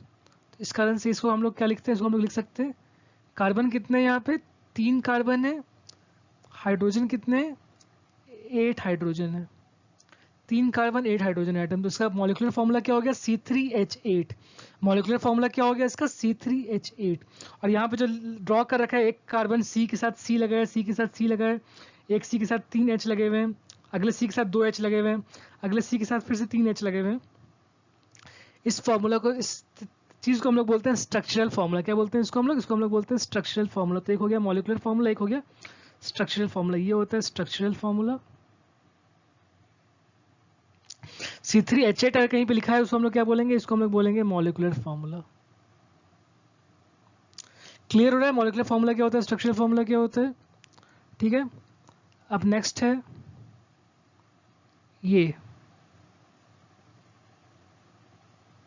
इसका मॉलिक्यूलर फॉर्मूला क्या होगा वो तुम खुद से बताओ। इसका मॉलिक्यूलर फॉर्मूला क्या होगा तुम बता सकते हो खुद से।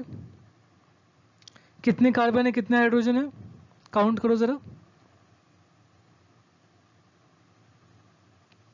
कितने कार्बन है, कितने हाइड्रोजन है, काउंट कर लो जरा।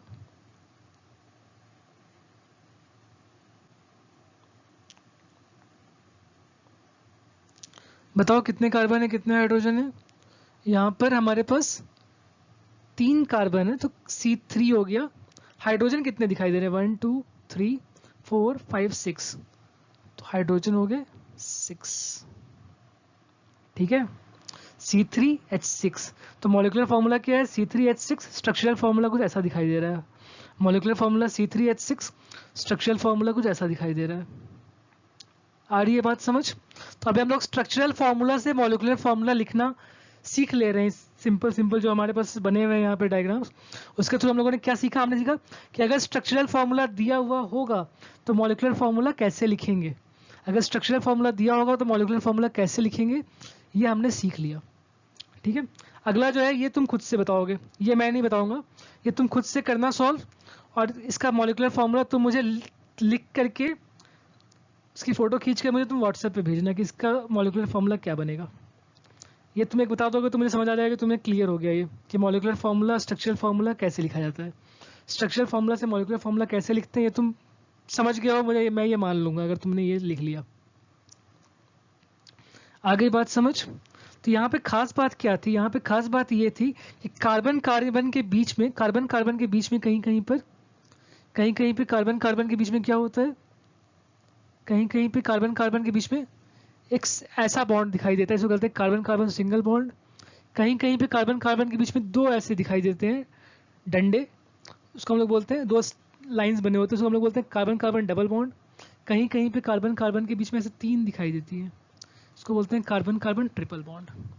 कार्बन कार्बन के साथ सिंगल बॉन्ड नहीं बना सकता है, डबल बॉन्ड बना सकता है, ट्रिपल बॉन्ड नहीं बना सकता है। ये कार्बन की स्पेशल प्रॉपर्टी है। क्या है ये कार्बन की स्पेशल प्रॉपर्टी है कि वो सिंगल बॉन्ड नहीं बना सकता है, डबल बॉन्ड नहीं बना सकता है, ट्रिपल बॉन्ड भी बना सकता है। अलग अलग कंपाउंड्स में अलग अलग टाइप के बॉन्ड्स दिखाई देते हैं, कहीं सिंगल बनते हैं, कहीं डबल बनते हैं, कहीं ट्रिपल बनते हैं।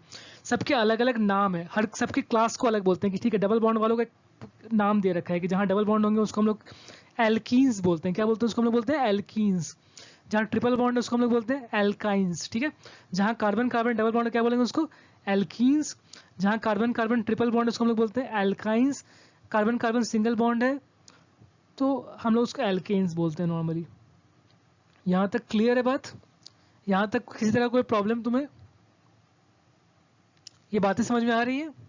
Single bond, double bond, triple bond, एक होता है स्ट्रक्चरल फार्मूला, एक होता है molecular formula. Structural formula and molecular formula.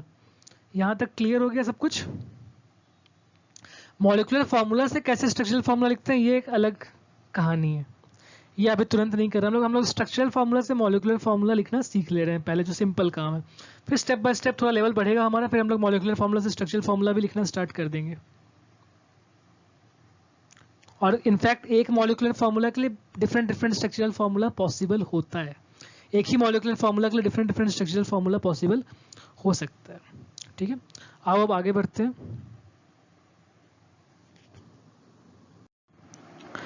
तो ऑर्गेनिक कंपाउंड्स के अंदर जो मिलियंस ऑफ कंपाउंड है, ऑर्गेनिक कंपाउंड्स के अंदर मिलियंस ऑफ कंपाउंड है, उसको नॉर्मली हम लोग क्या बोलते हैं? उसको हम लोग जब पढ़ना चाहेंगे तो हम लोग डायरेक्टली नहीं पढ़ेंगे, हम लोग उसको पहले डिवाइड करेंगे। ठीक है ना? तो दो बड़े बड़े कैटेगरीज में डिवाइड करते हैं, दो बड़े बड़े क्लासेस में डिवाइड करते हैं, टू मेजर क्लासेस में डिवाइड करते हैं। एक बोलते हैं हाइड्रोकार्बन्स, और बाकी सारे क्या होते हैं? वो हाइड्रोकार्बन के डेरिवेटिव्स होते हैं। सारे ऑर्गेनिक कंपाउंड्स क्या होते हैं? या तो हाइड्रोकार्बन्स होते हैं या फिर हाइड्रोकार्बन के डेरिवेटिव्स होते हैं। ठीक है ना? Two major classes of organic compounds हैं, हाइड्रोकार्बन्स एंड हाइड्रोकार्बन डेरिवेटिव्स, या फिर सब्स्टिट्यूटेड हाइड्रोकार्बन्स। हाइड्रोकार्बन डेरिवेटिव्स को सब्स्टिट्यूटेड हाइड्रोकार्बन्स भी कह सकते हैं। ठीक है, जैसे हम लोगों ने पिछले स्लाइड में जो देखा था वहां पे क्या बना हुआ था, जितने भी कंपाउंड्स अभी तक हम लोगों ने ड्रॉ किए थे सब में सिर्फ कार्बन एंड हाइड्रोजन यूज किए थे, सिर्फ कार्बन एंड हाइड्रोजन यूज किए थे, सी एंड एच यूज किया था, तो उसको बोलते हैं हाइड्रोकार्बन्स। हाइड्रोकार्बन्स मतलब क्या होता है? Compounds of carbon and hydrogen only. Hydrocarbons क्या होता है? Compounds of carbon and hydrogen only. But कभी कभी क्या होता है कि चार हाइड्रोजन जो लगे हुए हैं, यहाँ मैंने जो यहाँ पे मीथेन ड्रॉ कर रखा है, तो यहाँ जो मीथेन ड्रॉ कर रखा है, इस मीथेन में ये जो मीथेन यहाँ पे ड्रॉ कर रखा है, इस मीथेन में क्या है? यहाँ पे चार हाइड्रोजन दिखाई दे रहे हैं हमें। ये जो चार हाइड्रोजन है, जो व्हाइट वाला दिख रहे हैं वो हाइड्रोजन है, ब्लैक वाला वो कार्बन है। किसी एक हाइड्रोजन को अगर रिप्लेस करके वहां पे क्लोरीन ले आए, किसी एक हाइड्रोजन को हटा दिया, उसकी जगह पे क्या लेकर आ गए हम लोग? हाइड्रोजन को हटा के उसकी जगह पे क्या लेकर आए हम लोग? उसकी जगह पे हम लोग यहाँ पर ये क्लोरीन का एटम हमने लगा दिया, तो ये क्या हो गया? ये हाइड्रोकार्बन का डेरिवेटिव बन गया। बस एक रिप्लेसमेंट कर रहे हैं, हाइड्रोजन को हटाते जा रहे हैं, नए नए एलिमेंट्स को हम लोग वहाँ पे लगा सकते हैं। किसी भी एलिमेंट को लगा सकते हैं, किसी भी ग्रुप ऑफ एलिमेंट्स को, रेडिकल्स को लगा सकते हैं। ठीक है, तो उसके अकॉर्डिंग अलग अलग, जब अलग अलग एलिमेंट्स लगेंगे तो अलग अलग different different classes of compounds बनेंगे, different different classes of organic compounds बनेंगे। ठीक है, तो फिर वो अलग अलग सब डिवीजन बनता है। तो दो मेजर डिवीजन कौन कौन से? दो major classes, hydrocarbons and hydrocarbon derivatives. ये बात समझ में आ गई? ऐसे डिफरेंट डिफरेंट हाइड्रोजन को रिप्लेस करके यहाँ पे देखो ये बना रखा है। अब इसका भी मॉलिक्यूलर फॉर्मूला जो यहाँ पे दो लिखे हैं, इसकी मॉलिक्यूलर फॉर्मूला लिखने की प्रैक्टिस करते हैं कि मॉलिक्यूलर फॉर्मूला कैसे लिखेंगे। इसके जो पहला स्ट्रक्चर दिखाई दे रहा है इसका क्या हो जाएगा? यहाँ पे एक कार्बन है, कार्बन एक है, हाइड्रोजन कितने हैं? यहाँ पे हाइड्रोजन 4 है, ये CH4 हो गया। एक कार्बन 4 हाइड्रोजन, CH4 हो गया। सेकेंड वाले में क्या है? एक कार्बन है, 3 H है और एक Cl है, तो क्या बन जाएगा? ये CH, कितने H है? 3 H है और Cl, तो CH3Cl, तो ये हो गया मॉलिक्यूलर फॉर्मूला। लास्ट वाले में क्या है? एक कार्बन है, Cl कितने हैं? Cl 4 है, 4 Cl लगे हैं, तो CCl4 हो गया। इसको बोलते हैं CCl4 को बोलते हैं कार्बन टेट्राक्लोराइड, CH4 को बोलते हैं मीथेन, CH3Cl पढ़ेंगे आगे, क्लोरोमीथेन कहते हैं इसे, इसको मोनोक्लोरोमीथेन भी कह सकते हैं। ये सारा कुछ पढ़ेंगे हम लोग आने वाले स्लाइड्स में। काफ़ी बड़ा चैप्टर, ऑर्गेनिक केमिस्ट्री एक बहुत वाइड चैप्टर है, इसमें जल्दबाजी नहीं करना है, छोटे छोटे कॉन्सेप्ट को समझो, पढ़ो, उसको स्ट्रॉन्ग करके फिर आगे मूव करो, जल्दबाजी नहीं करना वरना टॉपिक खराब रह जाएगा, स्ट्रेंथ नहीं बनेगा, जो होता है ना फाउंडेशन, वो बन नहीं पाएगा प्रॉपरली अगर जल्दबाजी मचाओगे तो। सो प्रॉपरली अच्छे से समझो चीज़ों को। ओके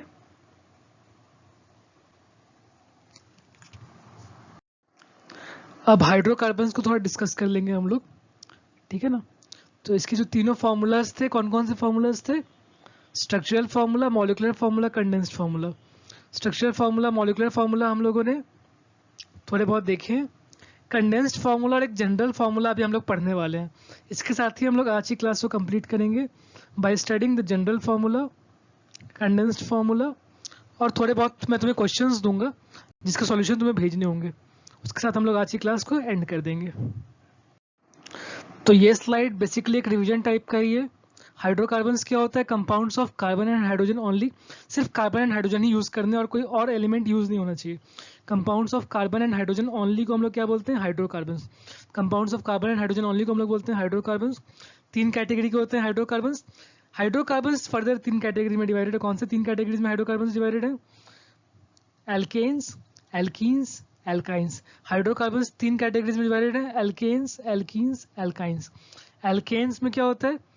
कार्बन कार्बन के जितने भी बॉन्ड्स हो सारे सिंगल बॉन्ड होंगे। हर कार्बन कार्बन के बीच में सिंगल बॉन्ड होना चाहिए, उसको बोलते हैं एल्केन्स। कार्बन कार्बन के बीच में डबल बॉन्ड होगा उसको हम लोग बोलेंगे एल्कीन्स। कार्बन कार्बन के बीच में ट्रिपल बॉन्ड होगा उसको हम लोग बोलेंगे एल्काइंस। ठीक है, तो तुम पीछे जाके जब वापस जाओगे तुम उस स्लाइड में जहाँ पे हम लोगों ने बात की थी स्ट्रक्चर फार्मूला वगैरह की, मॉलिकुलर फार्मूला वगैरह की, तो वहाँ पे तुम पहचान सकते हो कौन से एल्केन्स है, कौन से एल्कीन्स है, कौन से एल्काइंस है। जहाँ डबल बॉन्ड है वो एल्कीन है, जहाँ ट्रिपल बॉन्ड है वो एल्काइन है, जहाँ सिंगल बॉन्ड्स हैं सारे सिंगल बॉन्ड, कार्बन कार्बन के सारे सिंगल बॉन्ड, तो उसको हम लोग बोलेंगे एल्केन्स। ठीक है ना, तो क्लियर है ये सारा कुछ। तो अब यहाँ पर हमारे पास है structural formula, molecular formula and condensed formula. तो नई चीज़ हम लोग सीखेंगे अब कंडेंस्ड फार्मूला कैसे लिखते हैं। ठीक है ना, कंडेंस्ड फार्मूला कैसे लिखते हैं। स्ट्रक्चरल फार्मूला, मॉलिकुलर फार्मूला थोड़ा बहुत देख लिया हम लोगों ने। तो जो यहाँ पर ड्रॉ कर रखा है इसको क्या बोलेंगे, पहले तुम बताओ जरा। पहला जो ड्रॉ कर रखा है इसको क्या बोला जाएगा? इतना तो अभी तक क्लियर हो गया होगा कि किसको क्या बोलते हैं।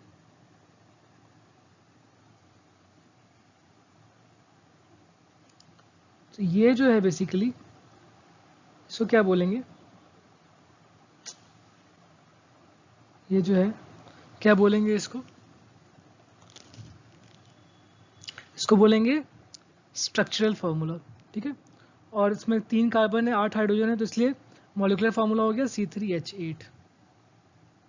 यहाँ तक भी क्लियर है। अब नई चीज़ हम लोग क्या सीखने वाले हैं? हम लोग नई चीज़ सीखने वाले हैं कंडेंस्ड फार्मूला कैसे लिखते हैं। कंडेंस्ड फार्मूला, तो पहले कार्बन के साथ कितने लगे हुए हैं? 3 हाइड्रोजन लगे हुए हैं, उसको लिख दिया CH3। क्या लिखा उसको? CH3। अगले कार्बन पे कितने लगे हैं? 2, CH2। अगले कार्बन पे 3 हाइड्रोजन, तो CH3, CH3, CH2, CH3। अगर ऐसे लिखा गया तो इसको बोलते हैं कंडेंस्ड फार्मूला। क्या है ये होता है कंडेंस्ड फार्मूला। इसमें हर एक कार्बन को अलग अलग लिखना होता है और हर कार्बन के साथ कितने हाइड्रोजन लगे हैं वो लिखना होता है। इंडिविजुअली कार्बन्स और उसके साथ कितने हाइड्रोजन कनेक्टेड है, CH3, CH2, CH3। ठीक है, इसको बोलते हैं कंडेंस्ड फार्मूला। कोई डाउट? अब कितने हाइड्रोजन लगाने होते हैं इसके भी रूल है। ऐसे नहीं कि तुम अपनी मर्जी से कहीं भी 5 कार्बन लगा हाइड्रोजन लगा दो, कहीं भी 6 हाइड्रोजन लगा दो। एक कार्बन पे कितने हाइड्रोजन लगेंगे वो फिक्स्ड होता है। कैसे फिक्स होता है? मान लो कि हम लोग पहले कार्बन को टारगेट करते हैं, ये वाला कार्बन, अगर इसको हम लोग टारगेट करते हैं, अब इसके बॉन्ड्स काउंट करने में कितने बॉन्ड्स हैं इसके। कार्बन के साथ कार्बन कार्बन, इसका एक बॉन्ड ये हो गया, ये एक बॉन्ड है। अब क्या है? एक बॉन्ड तो हो गया, टोटल बॉन्ड होते कितने कार्बन के अराउंड? टोटल 4 कोवेलेंट बॉन्ड होना चाहिए। तो एक तो यहाँ हो गया, बच कितने गए? 3 बच गए। तो एक ये हो गया, सेकेंड ये हो गया, थर्ड ये हो गया, फोर्थ। टोटल 4 बॉन्ड्स होने चाहिए। इसके कारण एक तो ऑलरेडी हो चुका था, तो 3 हाइड्रोजन हमें लगाने पड़े। कितने लगाने पड़े? 3 हाइड्रोजन लगाने पड़े। अब ये सेकेंड वाले कार्बन को हम लोग देखते हैं, सेकेंड कार्बन हमारा। ठीक है, इसको किसी और कलर के पेन से मार्क करते हैं। अब इस वाले कार्बन की बात करते हैं। सपोज करो इसके बॉन्ड्स कितने हैं? इसका एक बॉन्ड ये वाला हो गया, राइट वाले कार्बन के साथ एक बॉन्ड, लेफ्ट वाले कार्बन के साथ एक बॉन्ड। 2 बॉन्ड तो इसके ऑलरेडी बन चुके हैं, एक लेफ्ट वाले कार्बन के साथ, एक राइट वाले कार्बन के साथ। बच के कितने बॉन्ड्स? टोटल होने चाहिए 4, 2 ऑलरेडी लग चुके हैं, तो अब और कितने होने चाहिए?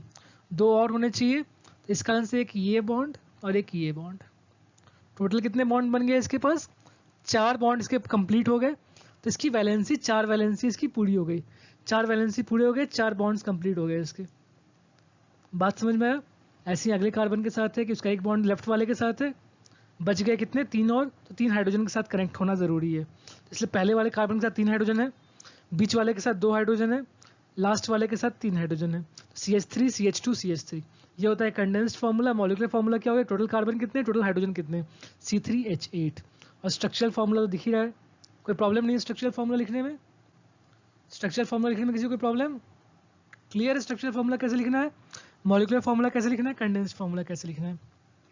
ऐसे ही एक और एग्जांपल देखते हैं। तो अगले एग्जांपल में हमारे पास यहाँ पर जो है, एक सेकेंड, ये जो है क्या बोलते हैं इसको हम लोग, ऐसी चीज को हम लोग बोलते हैं, क्या बोलते हैं इसको हम लोग बोलते हैं स्ट्रक्चरल फार्मूला। मॉलिक्यूलर फार्मूला कैसे निकालते हैं, मॉलिक्यूलर फार्मूला पता है, मॉलिक्यूलर फार्मूला निकालने के लिए कार्बन काउंट करते हैं, हाइड्रोजन काउंट करते हैं, 3 कार्बन 6 हाइड्रोजन, तो C3H6 हो गया। इसके बाद हमने क्या लिखना था, हमने लिखना था कंडेंस्ड फार्मूला। ये नई चीज़ है जो अभी हम लोग पढ़ने वाले हैं, कंडेंस्ड फार्मूला। कंडेंस्ड फार्मूला के अंदर क्या है, देखना है कि पहले कार्बन में कितने हाइड्रोजन लगे हुए हैं। पहले कार्बन पे 3 हाइड्रोजन लगे हुए हैं, तो CH3। सेकंड वाले कार्बन पे 1 ही हाइड्रोजन लगा, तो CH। डबल बॉन्ड को यहाँ स्पेशली दिखाना पड़ता है, यहाँ पे डबल बॉन्ड को स्पेशली दिखाना जरूरी है। कंडेंस्ड फार्मूला लिखने के time double bond triple bond को दिखाना होता है, सिंगल बॉन्ड को दिखाने की जरूरत नहीं होती है। तो ये क्या बन गया, CH3 CH double bond CH2, क्योंकि लास्ट वाले पे 2 हाइड्रोजन लगे, CH3 CH double bond CH2। तो इस तरीके से हम लोग molecular formula, condensed formula and structural formula लिख सकते हैं हाइड्रोकार्बन्स की। किसकी लिखने सीखी हमने हाइड्रोकार्बन्स के लिए लिखना स्टार्ट कर दिया, सीख लिया। Structural formula, molecular formula, condensed formula. आ रही है बात समझ, कितने हाइड्रोजन कैसे कनेक्ट होते हैं ये समझ में आ गई बात। तो जब तुम पुराने स्लाइड्स में जाओगे तो वापस उसको काउंट जरूर करना कि उसका मैच कर रहा है या नहीं हाइड्रोजन। ठीक है, नाम कैसे लिख रहे हैं, मॉलिक्यूलर फार्मूला कैसे लिख रहे हैं, कंडेंस्ड फार्मूला कैसे लिखना चाहिए, ये चीज़ें अब क्लियर हो रही होंगी मेरे ख्याल से। तो ये 3 बातें क्लियर है, structural formula, molecular formula, condensed formula.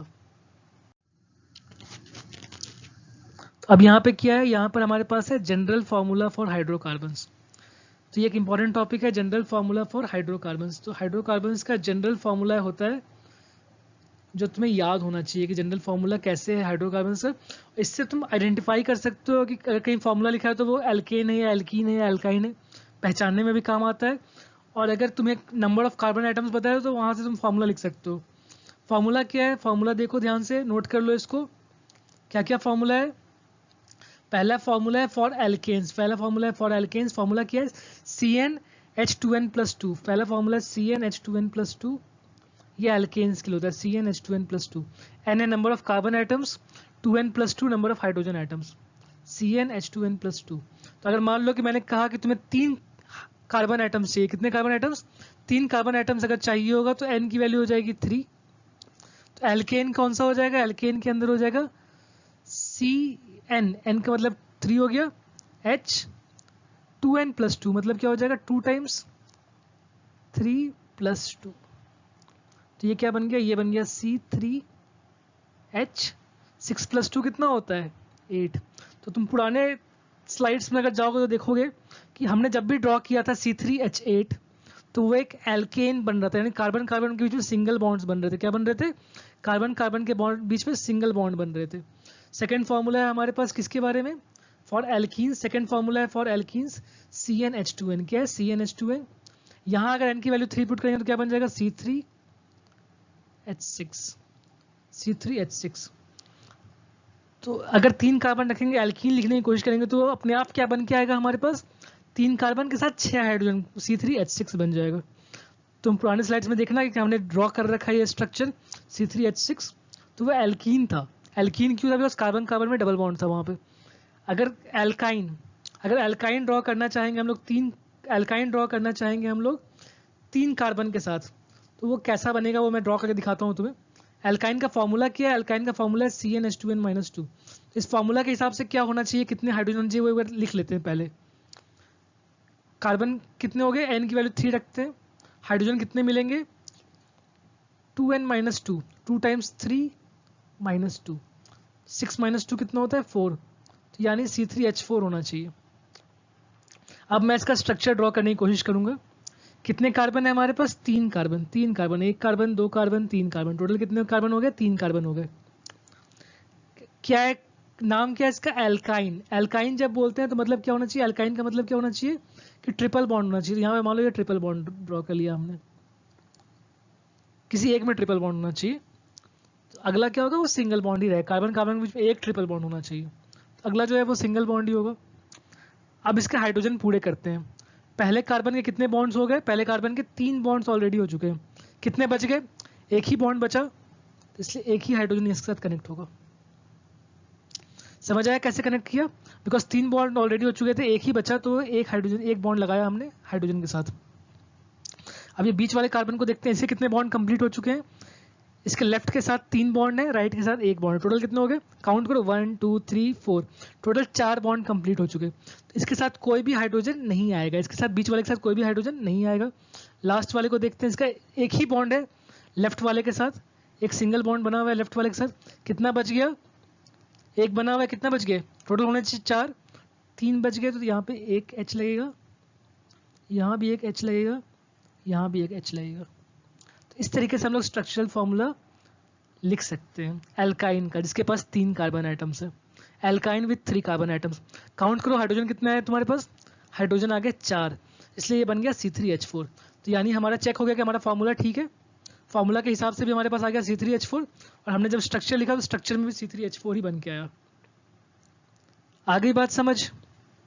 कैसे structural formula, general formula, molecular formula सारे कुछ आपस में कनेक्टेड है। तो ये फार्मूला याद रखना। जनरल फार्मूला क्या है? एल्केन्स का CnH2n+2, एल्कीन्स का CnH2n, एल्काइंस का CnH2n-2। एक एग्जांपल है molecular formula of alkene with 5 carbons. निकाल सकते हो, 5 कार्बन होंगे तो कितना हो जाएगा? 2n+2 करोगे, 2 × 5 + 2 यानी 10 + 2 12। तो क्या बन जाएगा ये? अगर 5 कार्बन वाला एल्केन लिखना चाहोगे तो क्या बन जाएगा? 5 कार्बन वाला एल्केन क्या बन जाएगा? 5 कार्बन वाला एल्केन बन जाएगा C5H12, C5H12। क्लियर है? C5H12। ऐसे ही बाकी सारे क्वेश्चन बहुत सिंपल सिंपल हैं। How many hydrogen atoms do you expect in alkene with 8 carbon? अगर एल्कीन होता है तो CnH2n फॉर्मूला होता है। कार्बन अगर 8 है तो एल्कीन में हाइड्रोजन कितने हो जाएंगे? 2n, यानी 8 का double 16। How many hydrogen atoms do you expect in alkyne with 8 carbons?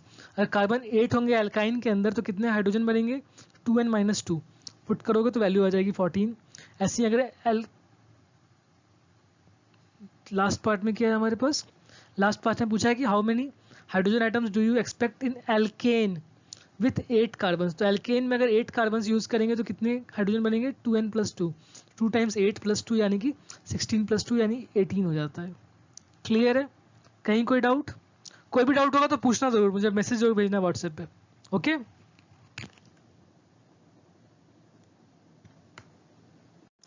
तो आज की क्लास में हम लोगों ने अभी तक हाइड्रोकार्बन्स को देखा, एल्केन, एल्कीन, एल्काइन अब पहचानना सीख गए होगे। मॉलिक्यूलर फार्मूला, स्ट्रक्चरल फार्मूला भी सीख गए, कंडेंस्ड फार्मूला भी अब सीख गए, और साथ में एक और चीज तुमने सीख लिया, कौन सा? जनरल फार्मूला भी सीख लिया। तो एल्केन्स जो होते हैं, जो कि बिल्कुल सिंपल वाले जो एल्केन्स लिखेंगे, अगर स्ट्रेट चेन में दिखाई दे रहे हैं, कहीं पे कोई ब्रांचिंग अगर नहीं है, तो उनका नाम लिखना बहुत ही आसान होता है। सिर्फ उनका नाम डिपेंड करता है कितने कार्बन से, सिर्फ उस पर डिपेंड करता है। तो नंबर ऑफ कार्बन्स काउंट करने होते हैं, लास्ट में ANE लिखना होता है। एल्केन्स के लिए ANE लिखना होता है लास्ट में, एल्कीन्स के लिए ENE लिखना होता है लास्ट में, एल्काइंस के लिए YNE लिखना होता है लास्ट में। सिर्फ इतना ही होता है। एल्केन्स में ANE, एल्कीन्स में ENE, एल्काइंस में YNE। ठीक है, ये बहुत सिंपल वाले मैंने अभी नाम लिखवाने का अभी स्टार्ट किया है। एक्चुअल में पूरा एक लिस्ट ऑफ रूल्स होता है कि कैसे नाम लिखने होते हैं कंपाउंड्स के, उसको हम लोग बोलते हैं नोमेनक्लेचर। कैसे ऑर्गेनिक कंपाउंड्स के नाम लिखेंगे, इसके बहुत सारे टेढ़े मेढ़े अजीबो गरीब रूल्स होते हैं। ठीक है ना, तो वो हम लोग आने वाले क्लास में पढ़ेंगे। आने वाले क्लास में हम लोग different compounds of hydrocarbon derivatives पढ़ेंगे, कैसे उनको पहचानना होता है, फंक्शनल ग्रुप्स क्या होता है, होमोलोगस सीरीज क्या होता है, और उनको यूज करते हुए नोमेनक्लेचर कैसे करते हैं, और ब्रांच्ड हाइड्रोकार्बन्स भी वहां पे पढ़ेंगे। लेकिन तुम जिस मर्जी कंपाउंड का नाम लिखने जाओ, नंबर ऑफ कार्बन एटम्स, हमेशा इंपॉर्टेंट होगा। तो तुम्हें कार्बन एटम्स की काउंटिंग का एक नया सिस्टम सीखना होगा। ये सिस्टम किसका? ये सिस्टम IUPAC का है। IUPAC, international union for pure and applied chemistry. IUPAC क्या होता है? International union for pure and applied chemistry. IUPAC भी कई लोग कहते हैं इसको, international union for pure and applied chemistry. इसकी एक अपनी अलग एक काउंटिंग सिस्टम है, तो तुमको ये काउंटिंग सिस्टम मैं बस सिखाना चाहता हूँ। नेमिंग हम लोग आज नहीं सीख रहे हैं, हम लोग सिर्फ एक काउंटिंग सिस्टम सीख रहे हैं। क्या सीख रहे हैं? Counting system. इस काउंटिंग सिस्टम में क्या बोलते हैं? 1 को हम लोग बोलते हैं मेथ। 1 को क्या बोलते हैं? मेथ या मिथ बोल सकते हैं। 2 को बोलते हैं एथ। 3 को बोलते हैं प्रॉप। 4 को बोलते हैं ब्यूट। 5 को बोलते हैं पेंट। 6 को बोलते हैं हेक्स। 7 को बोलते हैं हेप्ट। 8 को बोलते हैं ऑक्ट। 9 को बोलते हैं नॉन। 10 को बोलते हैं डेक। क्या बोलते हैं 10 को? 10 को बोलते हैं deck. 1 meth, 2 eth, 3 prop, 4 but, 5 pent, 6 hex, 7 hept, 8 oct, 9 non, 10 dec. तो मेरे क्लासरूम में जो बच्चे होते हैं ना, जब साथ में पढ़ रहे होते हैं, तो मैं बार बार ऐसे पूछता रहता हूँ। कहीं बीच में कुछ नंबर बोल दिया, अब तुम बताओ उसका वर्ड क्या है, वर्ड बोल दिया, पूछूंगा नंबर क्या है, ठीक है ना। तो ये हमेशा चलता रहता है, तो इस तरीके से याद हो जाता है काफ़ी अच्छे से। उसको रिपीट करो, याद करो, तुम ये 10 तक की काउंटिंग याद करो। Meth, eth, prop, but, pent, hex, hept, oct, non, dec. Meth, eth, prop, but, pent, hex, hept, oct, non, dec. ठीक है। तो अगर एल्केन के अंदर एक ही कार्बन होगा तो बोलेंगे उसको मीथेन। एक एल्केन के अंदर अगर 2 कार्बन है तो उसको बोलेंगे इथेन। एल्केन के अंदर अगर 3 कार्बन है तो उसको बोलेंगे प्रोपेन। एल्केन के अंदर अगर 4 कार्बन है तो उसको बोलेंगे ब्यूटेन। 4 कार्बन एक सिंगल स्ट्रेट चेन में, 4 कार्बन एक सिंगल स्ट्रेट चेन में होगा तो उसको बोलेंगे ब्यूटेन। 4 कार्बन एक सिंगल स्ट्रेट चेन में होंगे तो ब्यूटेन। 5 कार्बन होंगे तो पेंटेन। 6 कार्बन होंगे तो हेक्सेन। 7 कार्बन अगर सिंगल स्ट्रेट चेन में तो क्या बोलेंगे? हेप्टेन। 8 कार्बन है तो ऑक्टेन। 9 कार्बन है तो नोनेन। 10 कार्बन है तो डेकेन। इस तरीके से नेमिंग होता है, सिंपल। बस ये काउंटिंग सीख लोगे तो आएगा, काम आसान हो जाएगा। अगली क्लास में काफ़ी काम आएगा ये काउंटिंग। इसको सीख लो, इसको याद कर लो, अगली क्लास में तुम्हारा काम आसान हो जाएगा। समझ आ गई बात? अभी कोई नोमेनक्लेचर नहीं कर रहे हैं हम लोग, सिर्फ ये काउंटिंग सीख रहे हैं। Method, prop, but, pent, hex, hept, oct, non, dec. Done. तो क्लास कुछ लंबी जा रही है ना, मेरे साथ आदत डाल लो, क्लास थोड़ी लंबी जाएगी। ठीक है। तो आइसोमेरिज्म हमने देखा था कि कार्बन कंपाउंड्स, ऑर्गेनिक कंपाउंड जो है वो 2 स्पेशल प्रॉपर्टीज एग्जिबिट करती थी। एक क्या था? कैटिनेशन, वो पढ़ लिया हमने, self linking. Second property isomerism. Isomerism क्या होता है कि कंपाउंड्स सेम मॉलिक्यूलर फॉर्मूला में डिफरेंट स्ट्रक्चरल फॉर्मूला शो करते हैं। इस फिनोमिना को बोलते हैं हम लोग आइसोमेरिज्म। कंपाउंड्स को बोलते हैं आइसोमर्स। ऐसे बहुत सारे कंपाउंड्स देखे जाते हैं जिनका मॉलिक्यूलर फॉर्मूला सेम है बट स्ट्रक्चरल फॉर्मूला डिफरेंट है। तो क्या बोलेंगे इसको ऐसे कंपाउंड्स को हम लोग बोलेंगे आइसोमर्स। और phenomena of compounds showing such property of having same molecular formula but different structural formula can be called as isomerism. यहाँ पे 3 ड्रॉ कर रखे हैं स्ट्रक्चर्स। अब सबके मॉलिक्यूलर फॉर्मूला लिखने की मैं कोशिश करता हूँ। मॉलिक्यूलर फॉर्मूला लिखना सीख चुके हो तुम अभी तक? किसी को कहीं कोई डाउट नहीं होगा? मॉलिक्यूलर फॉर्मूला लिखने में किसी को कोई प्रॉब्लम नहीं होगा? ठीक है यार, ये ठीक है। कितने कार्बन है पहले वाले में? 1 2 3 4 5, 5 कार्बन है। 5 कार्बन है। हाइड्रोजन कितने? 3 2 5 2 7 2 9 3 12, C5H12। ठीक है। जनरल फॉर्मूला से भी चेक कर लो, CnH2n+2, 5 रखेंगे तो वो भी 12 आएगा। ठीक है ना। C5H12 हो गया। 5 कार्बन है स्ट्रेट चेन में, तो क्या नाम रखा है इसका नाम पेंटेन है ऐसे। ठीक है। अगले वाले को देखते हैं। नाम इसका 2 मिथाइल ब्यूटेन इसका नाम, लेकिन वो कैसे लिखते हैं वो तो हम लोग अगली क्लास में सीखने वाले हैं कि ब्रांच वगैरह कैसे नाम लिखते हैं। ये ब्रांच एक्चुअली इसको बोलते हैं ब्रांच। स्ट्रेट चेन के अलावा और भी कुछ में लगा हुआ है, स्ट्रेट चेन के अलावा कुछ और भी इसके साथ लगा हुआ है, उसको बोलते हैं ब्रांच। ठीक है। एक CH3 अलग से लगा हुआ है ना, उसको बोलते हैं ब्रांच। कोई प्रॉब्लम? ये CH3 एक्स्ट्रा लगा हुआ है, इसको हम लोग बोलते हैं ब्रांच। टोटल काउंट करो कितने कार्बन है इसके अंदर? 1 2 3 4, 4 तो स्ट्रेट चेन में, ऊपर एक और तो 5 है, तो इसके अंदर भी 5 कार्बन है। हाइड्रोजन कितने? 3 3 6 एक 7, 2 9, 3 12, तो ये भी C5H12 है। तो दोनों के मॉलिक्यूलर फार्मूला क्या हो गए, सेम हो गए। अगले को भी देखोगे तो क्या है, इसमें भी 5 कार्बन है और हाइड्रोजन काउंट करोगे तो इसके अंदर भी हाइड्रोजन 12 है। तो इसका आंसर सारे के सारे सेम नंबर ऑफ कार्बन है, different number, same number of carbon, same number of hydrogen, सबके मॉलिक्यूलर फार्मूला सेम है। Same molecular formula, different structural formula, ऐसे कंपाउंड्स को क्या बोलते हैं हम लोग, आइसोमर्स बोलते हैं। सारे के सारे क्या है, ये सारे आइसोमर्स हैं, ये सारे आइसोमर्स हैं, और इस फिनोमिनन को हम लोग बोलते हैं आइसोमेरिज्म। डिटेल में आइसोमेरिज्म के टाइप्स हम लोग नेक्स्ट क्लास में पढ़ने वाले हैं। आज बिकॉज मॉलिक्यूलर फार्मूला देख लिया, स्ट्रक्चर फार्मूला देखा, तो मैंने बता दिया कि होता क्या आइसोमेरिज्म, समझ लो आज के क्लास में। अब डिफरेंट टाइप्स के आइसोमेरिज्म होता है, chain isomerism, position isomerism, metamerism, tautomerism, बहुत सारे डिफरेंट टाइप्स के फंक्शनल ग्रुप आइसोमेरिज्म होता है। तो ये सारे हम लोग नेक्स्ट क्लास में पढ़ पाएंगे थोड़ा बहुत। 2 तुम्हारे सिलेबस में है, चेन आइसोमेरिज्म, पोजीशन आइसोमेरिज्म, बाकी तुम्हारे सिलेबस में नहीं है, लेकिन थोड़ा बहुत हम लोग पढ़ सकते हैं, ताकि तुम अगर कोई कॉम्पिटिटिव, कोई तुम्हें एडमिशन टेस्ट किसी इंस्टीट्यूट का दो अगले साल, तो उसके बदले स्कॉलरशिप मिलती है तुम्हें, तो वहाँ तुम्हारे काफ़ी काम आ जाएगा अगर तुम्हें कुछ थोड़ा बहुत एक्स्ट्रा नॉलेज है तो। ठीक है ना, यहाँ तक की बातें समझ में आ चुकी, कहीं कोई डाउट? लास्ट में अगर तुम लोग चाहो तो हम लोग एक IIT फाउंडेशन कोर्स भी कर सकते हैं। मोस्टली मैं 7th क्लास से IIT फाउंडेशन कोर्स थोड़ा बहुत डील करता हूँ, तो बट डिपेंड करता है लास्ट में, अगर तुम्हारा चॉइस हो तो। मेरे तरफ से कहीं कोई फोर्स नहीं है, सब कुछ तुम्हारे ऊपर है, तुम्हें जो चाहिए उसके अकॉर्डिंग होगा काम। कंप्लीट यहाँ तक, कोई डाउट? आओ मूव करते हैं नेक्स्ट स्लाइड पे। तो बस ये एक मैंने बेसिकली बता दिया है कि अलग अलग तरीके हैं कंपाउंड्स को रिप्रेजेंट करने के। कौन से तरीके हैं? पहला मॉलिक्यूलर फार्मूला, दूसरा स्ट्रक्चरल फार्मूला, तीसरा कंडेंस्ड फार्मूला, ये 3 हमने ऑलरेडी पढ़ लिया है। अगले 3 और है, bond line formula, 3 dimensional formula, models.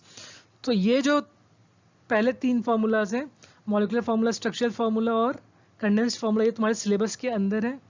और लास्ट के जो 3 फार्मूलाज हैं, ये अभी तुम्हारे काम के नहीं है, ये हायर क्लासेस में पढ़े जाते हैं। हायर क्लासेस में जब ऑर्गेनिक केमिस्ट्री और डिटेल में पढ़ोगे, आगे ऑप्ट करोगे केमिस्ट्री पढ़ना, तो फिर ऑर्गेनिक केमिस्ट्री वगैरह पढ़ोगे, तो हायर क्लासेस के अंदर ये आते हैं। क्लियर है? मेरी हैंडराइटिंग थोड़ी खराब है, काफ़ी, थोड़ी नहीं काफ़ी खराब है, बट समझ में आ रही है बातें? कहीं कोई प्रॉब्लम? ठीक है। अब एक क्वेश्चन है जस्ट फॉर फन, ये क्वेश्चन कोई सीरियस क्वेश्चन है, जस्ट फॉर फन एक क्वेश्चन है। ये क्वेश्चन एक काफ़ी अच्छे टेक्स्ट बुक से उठा रखा है। एक्चुअली क्वेश्चन थोड़ा टफ है। क्वेश्चन में क्या है, right a condensed formula for the compound. यहाँ पे एक मॉडल ड्रॉ कर रखा है और तुमसे पूछा है कि इसका स्ट्रक्चरल फार्मूला बताओ। लेकिन मैं क्वेश्चन को इजी कर देता हूँ, तुम स्ट्रक्चरल फार्मूला नहीं, तुम इसका मॉलिक्यूलर फार्मूला बताओ। क्या बताओगे तुम इसका मॉलिक्यूलर फार्मूला बताओगे। और एक चैलेंजिंग पार्ट है कि कंडेंस्ड फार्मूला जो है, जो स्टूडेंट्स IIT वगैरह का टारगेट रखते हैं, IIT नीट वगैरह का टारगेट रखते हैं, थोड़ा एडवांस पे जाना चाहते हैं, वो लोग ट्राई कर सकते हो, उस अप्रोच से टारगेट कर सकते हो। कंडेंस्ड फार्मूला क्या होगा लिखने की कोशिश कर सकते हो मॉलिक्यूलर फार्मूला के हिसाब से। चाहो तो इसका स्ट्रक्चरल फार्मूला भी लिखने की कोशिश कर सकते हो, और फिर कंडेंस्ड फार्मूला अपने आप बन जाएगा। ठीक है, बट जनरली मैं स्टूडेंट्स को नहीं बोलूँगा इसके लिए परेशान होने के लिए। तुम लोग सिंपली मॉलिक्यूलर फार्मूला ट्राई कर लो, वो भी बहुत ज़्यादा है, और ये कोई तुम्हारे स्कूल के एग्जाम में काम की चीज़ नहीं है, it is just for fun. लेकिन हाँ, अगली स्लाइड में जो क्वेश्चंस आएंगे वो सबके लिए कंपलसरी है। सारे स्टूडेंट्स ने वो क्वेश्चन सॉल्व करना है और मुझे इनके सॉल्यूशंस भेजने हैं। ये डेली के तुम क्वेश्चन सॉल्व। ऑर्गेनिक केमिस्ट्री एक अलग तरह का केमिस्ट्री है, ये रट्टा मारने वाला केमिस्ट्री नहीं है, ये न्यूमेरिकल भी नहीं है, थोड़ा बहुत रट्टा भी मारना है, लेकिन यहाँ काफ़ी प्रैक्टिस चाहिए। तुम रेगुलर प्रैक्टिस करोगे, छोटी छोटी चीज़ों को थोड़ा थोड़ा प्रैक्टिस करते रहोगे, तुम सीख जाओगे। एक साथ इकट्ठा पूरा चैप्टर पढ़ोगे तो नहीं समझ पाओगे, नहीं सीख पाओगे। छोटा सा पार्ट पढ़ोगे, प्रैक्टिस करोगे, सीख जाओगे। ज़्यादा पंगे लोगे, एक साथ इकट्ठा 3-4 टॉपिक पढ़ोगे तो कंफ्यूज हो जाओगे। तो हम लोग छोटे छोटे पार्ट्स को पढ़ेंगे, प्रॉब्लम सॉल्व करेंगे और आगे बढ़ते जाएंगे धीरे धीरे। ठीक है, तो प्रॉब्लम्स अभी तुरंत सॉल्व करना है, प्रॉब्लम्स इकट्ठा हो जाएंगे तो फिर कन्फ्यूजन होगा। आज जो पढ़ा उसके प्रॉब्लम्स आज सॉल्व करने हैं। तो अब नेक्स्ट स्लाइड में प्रॉब्लम्स। अच्छा, प्रॉब्लम्स अगली स्लाइड में आने वाला है। ये एक पार्ट है जो मैं बहुत ज़्यादा फॉलो करता हूँ। केमिस्ट्री में सेंट थॉमस स्कूल से मैंने 10th किया था, तो मेरे करीब करीब 7 बार 100 आउट ऑफ 100 आए थे केमिस्ट्री में। और जहाँ तक मुझे लगता है शायद बोर्ड्स में भी मेरे 100 रहे होंगे बिकॉज मैथ्स में मेरा 99 था, साइंस में 97 था, ठीक है ना, जिसमें से बायो में मेरे 90 से ऊपर तो आने वाले हैं नहीं, मेरे बायो बहुत ख़राब था मेरा, मुझे डायग्राम वगैरह ड्रॉ करना बिल्कुल कुछ नहीं आता था। तो फिजिक्स एंड केमिस्ट्री में ज़्यादा चांसेस है कि मेरे 100 रहे होंगे, और अगर बायो में 91 होगा तो किसी एक में 1 मार्क्स कटे होंगे, इस तरीके से होगा सिचुएशन, ठीक है ना। तो जो स्कोर मेरा बना, और बाकी सब्जेक्ट्स में भी अच्छा स्कोर बन गया था मेरा, 94% ओवरऑल बन गया था। तो जो स्कोर मेरा बना, सेकेंड सिलेक्शन फर्स्ट सिलेक्शन तक काफ़ी कम मार्क्स आ रहे थे, लास्ट में काफ़ी मार्क्स बढ़ा था, और उसमें सबसे ज़्यादा मैंने यूज़ किया 2 चीज़ें। उन 2 चीज़ों से तुम्हारे मार्क्स बहुत ज़्यादा जंप करते हैं, बहुत ज़्यादा बड़ा जंप आता है मार्क्स के अंदर 2 चीज़ों को यूज़ करने में। कैसे यूज़ करना है वो एक अलग टेक्निक है, वो धीरे धीरे सिखाऊंगा मैं तुम्हें, धीरे धीरे तुम समझोगे। पहली चीज़ है पास्ट ईयर्स क्वेश्चन पेपर, और दूसरी चीज़ है आईसीएसई सिलेबस का बुक जो आता है, एक आईसीएसई का सिलेबस का अलग से बुक आता है, या बुक के स्टार्टिंग में तुम्हारे चैप्टर के स्टार्टिंग में सिलेबस दिया होता है। हमेशा पढ़ने के टाइम अंडरलाइन करो कि तुमने क्या क्या चीज़ें ऑलरेडी कंप्लीट कर ली, क्या क्या तुम्हारा बाकी रहता है। तो इसको मैं बहुत सीरियसली फॉलो करता हूँ उस समय से, और उसके बाद मैं हर क्लास में फॉलो करता रहा, चाहे मैं आईआईटी की तैयारी कर रहा हूँ, चाहे मैं किसी स्टूडेंट को नीट की तैयारी करवा रहा हूँ। सिलेबस को लेके चलना है, सिलेबस को बहुत ध्यान से पढ़ना है, ठीक है ना। तो आज हम लोगों ने क्या क्या कंप्लीट कर लिया सिलेबस के अंदर। सिलेबस जो है पूरा, उसको मैंने 3 पार्ट्स में डिवाइड कर रखा है। उन 3 पार्ट्स में से ये फर्स्ट पार्ट यहाँ सामने लिखा हुआ है तुम्हारे पास। इसमें हमने क्या क्या कंप्लीट कर लिया, हम लोगों ने introduction to organic chemistry compounds complete कर लिया। इंट्रोडक्शन टू ऑर्गेनिक कंपाउंड्स हमने कवर किया, जो कि पहले 3 स्लाइड्स थे। फिर हमने क्या किया, हमने unique nature of carbon atom देखा, टेट्रावैलेंसी कैटिनेशन देखा, formation of single bond, double bond, triple bond अब क्लियर हो चुका होगा, इलेक्ट्रॉन डॉट डायग्राम वगैरह। Straight chain, branch chain carbons हमने देख लिया, हाइड्रोकार्बन्स। साइक्लिक कंपाउंड्स का कोई एग्जाम्पल अभी तक हम लोगों ने नहीं देखा है, अगली क्लास में देख लेंगे। साइक्लिक कंपाउंड्स का भी एग्जाम्पल्स 1-2 देख लेंगे हम लोग, ऐसे तुम्हारे बुक में ड्रॉ किया हुआ है साइक्लिक कंपाउंड्स का एग्जाम्पल हम लोगों ने।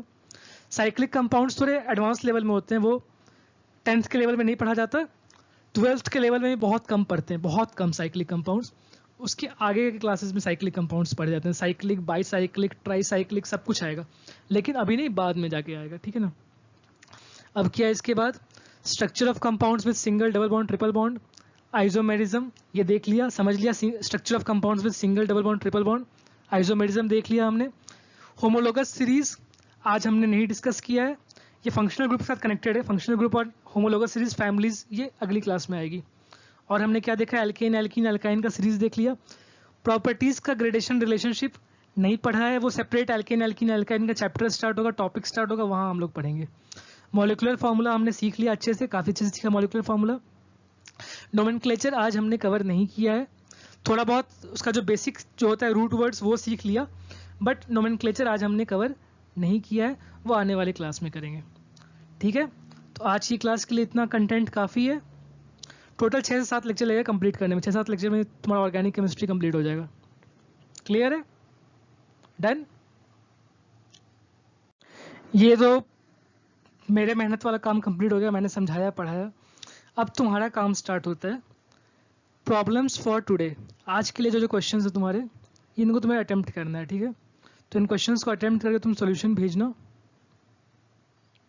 रोज के 2-2 क्वेश्चन भी करके भेज सकते हो, 2-3 क्वेश्चन, मान लो आज 3 क्वेश्चन भेज दिए, कल 3 क्वेश्चन भेज दिए, ऐसे करके कर सकते हो, ऐसे इकट्ठा करने की जरूरत नहीं है।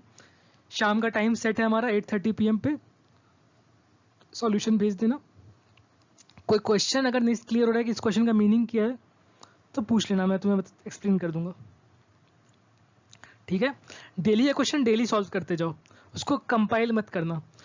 केमिस्ट्री एक ऐसा सब्जेक्ट है, अगर पूरा डिटेल में एक साथ पढ़ने बैठोगे तो बहुत टफ पड़ेगा। थोड़ा थोड़ा याद करते हो, थोड़ा सा पढ़ो, थोड़ा याद कर लो, थोड़े क्वेश्चन सॉल्व कर लो, डेली रेगुलर करते रहो पूरे साल, तो तुम बहुत स्ट्रांग पोजीशन पे होगे साल के एंडिंग में, ठीक है ना। तो वो टारगेट करो, अपना काम कभी पाइलअप मत करो, अदरवाइज बहुत परेशानी होगी। तो आज की क्लास इतनी काफ़ी है, थक गए, चलो आज की क्लास यहीं तक रखते हैं। तो ये क्लास का ये पूरा वीडियो देखने के बाद तुम लोग अपना फीडबैक भेजना, कैसा लगा तुम्हें, ठीक लगा नहीं लगा, कुछ इम्प्रूवमेंट क्या करना चाहिए। एक्चुअली देखो, मेरा पढ़ाने का मुझे बहुत ज़्यादा पैशन है, मेरा पढ़ाना है ना, बहुत स्ट्रॉन्ग हॉबी है, पैशन है टीचिंग का। तो मुझे मेरा एम ऑफ लाइफ है बेस्ट टीचर बनना एक तरीके से, ठीक है, content wise, quality wise, not in terms of monetary success और any other form of success. उसके लिए इसरो काफ़ी है मेरा, ठीक है ना। और भी मैं शेयर मार्केट वगैरह में बिजी रहता हूँ, तो बहुत चीज़ें और मैं कर लेता हूँ, वो अलग चीज़ है। यहाँ पे मेरा बस ये सेटिस्फैक्शन लेवल कि मेरा जो कंटेंट हो, मेरा जो डिलीवरी हो कंटेंट का, वो बेस्ट हो, ठीक है ना। तो तुम्हारी तरफ से अगर कोई जो भी फीडबैक है कि क्या इंप्रूव करना चाहिए, कैसे, कहीं फास्ट है, कहीं स्लो है, तुम कैसा चाहते हो, तुम बताना ज़रूर मुझे, तो उससे मैं अपने आप को इम्प्रूव कर पाऊँगा, और उससे तुम्हारे लिए काफ़ी फ़ायदा हो सकता है और आने वाले बहुत सारे बैचेस के लिए फ़ायदा हो सकता है, ठीक है। तो यहीं पे ख़त्म करते हैं class. Thank you, all the best.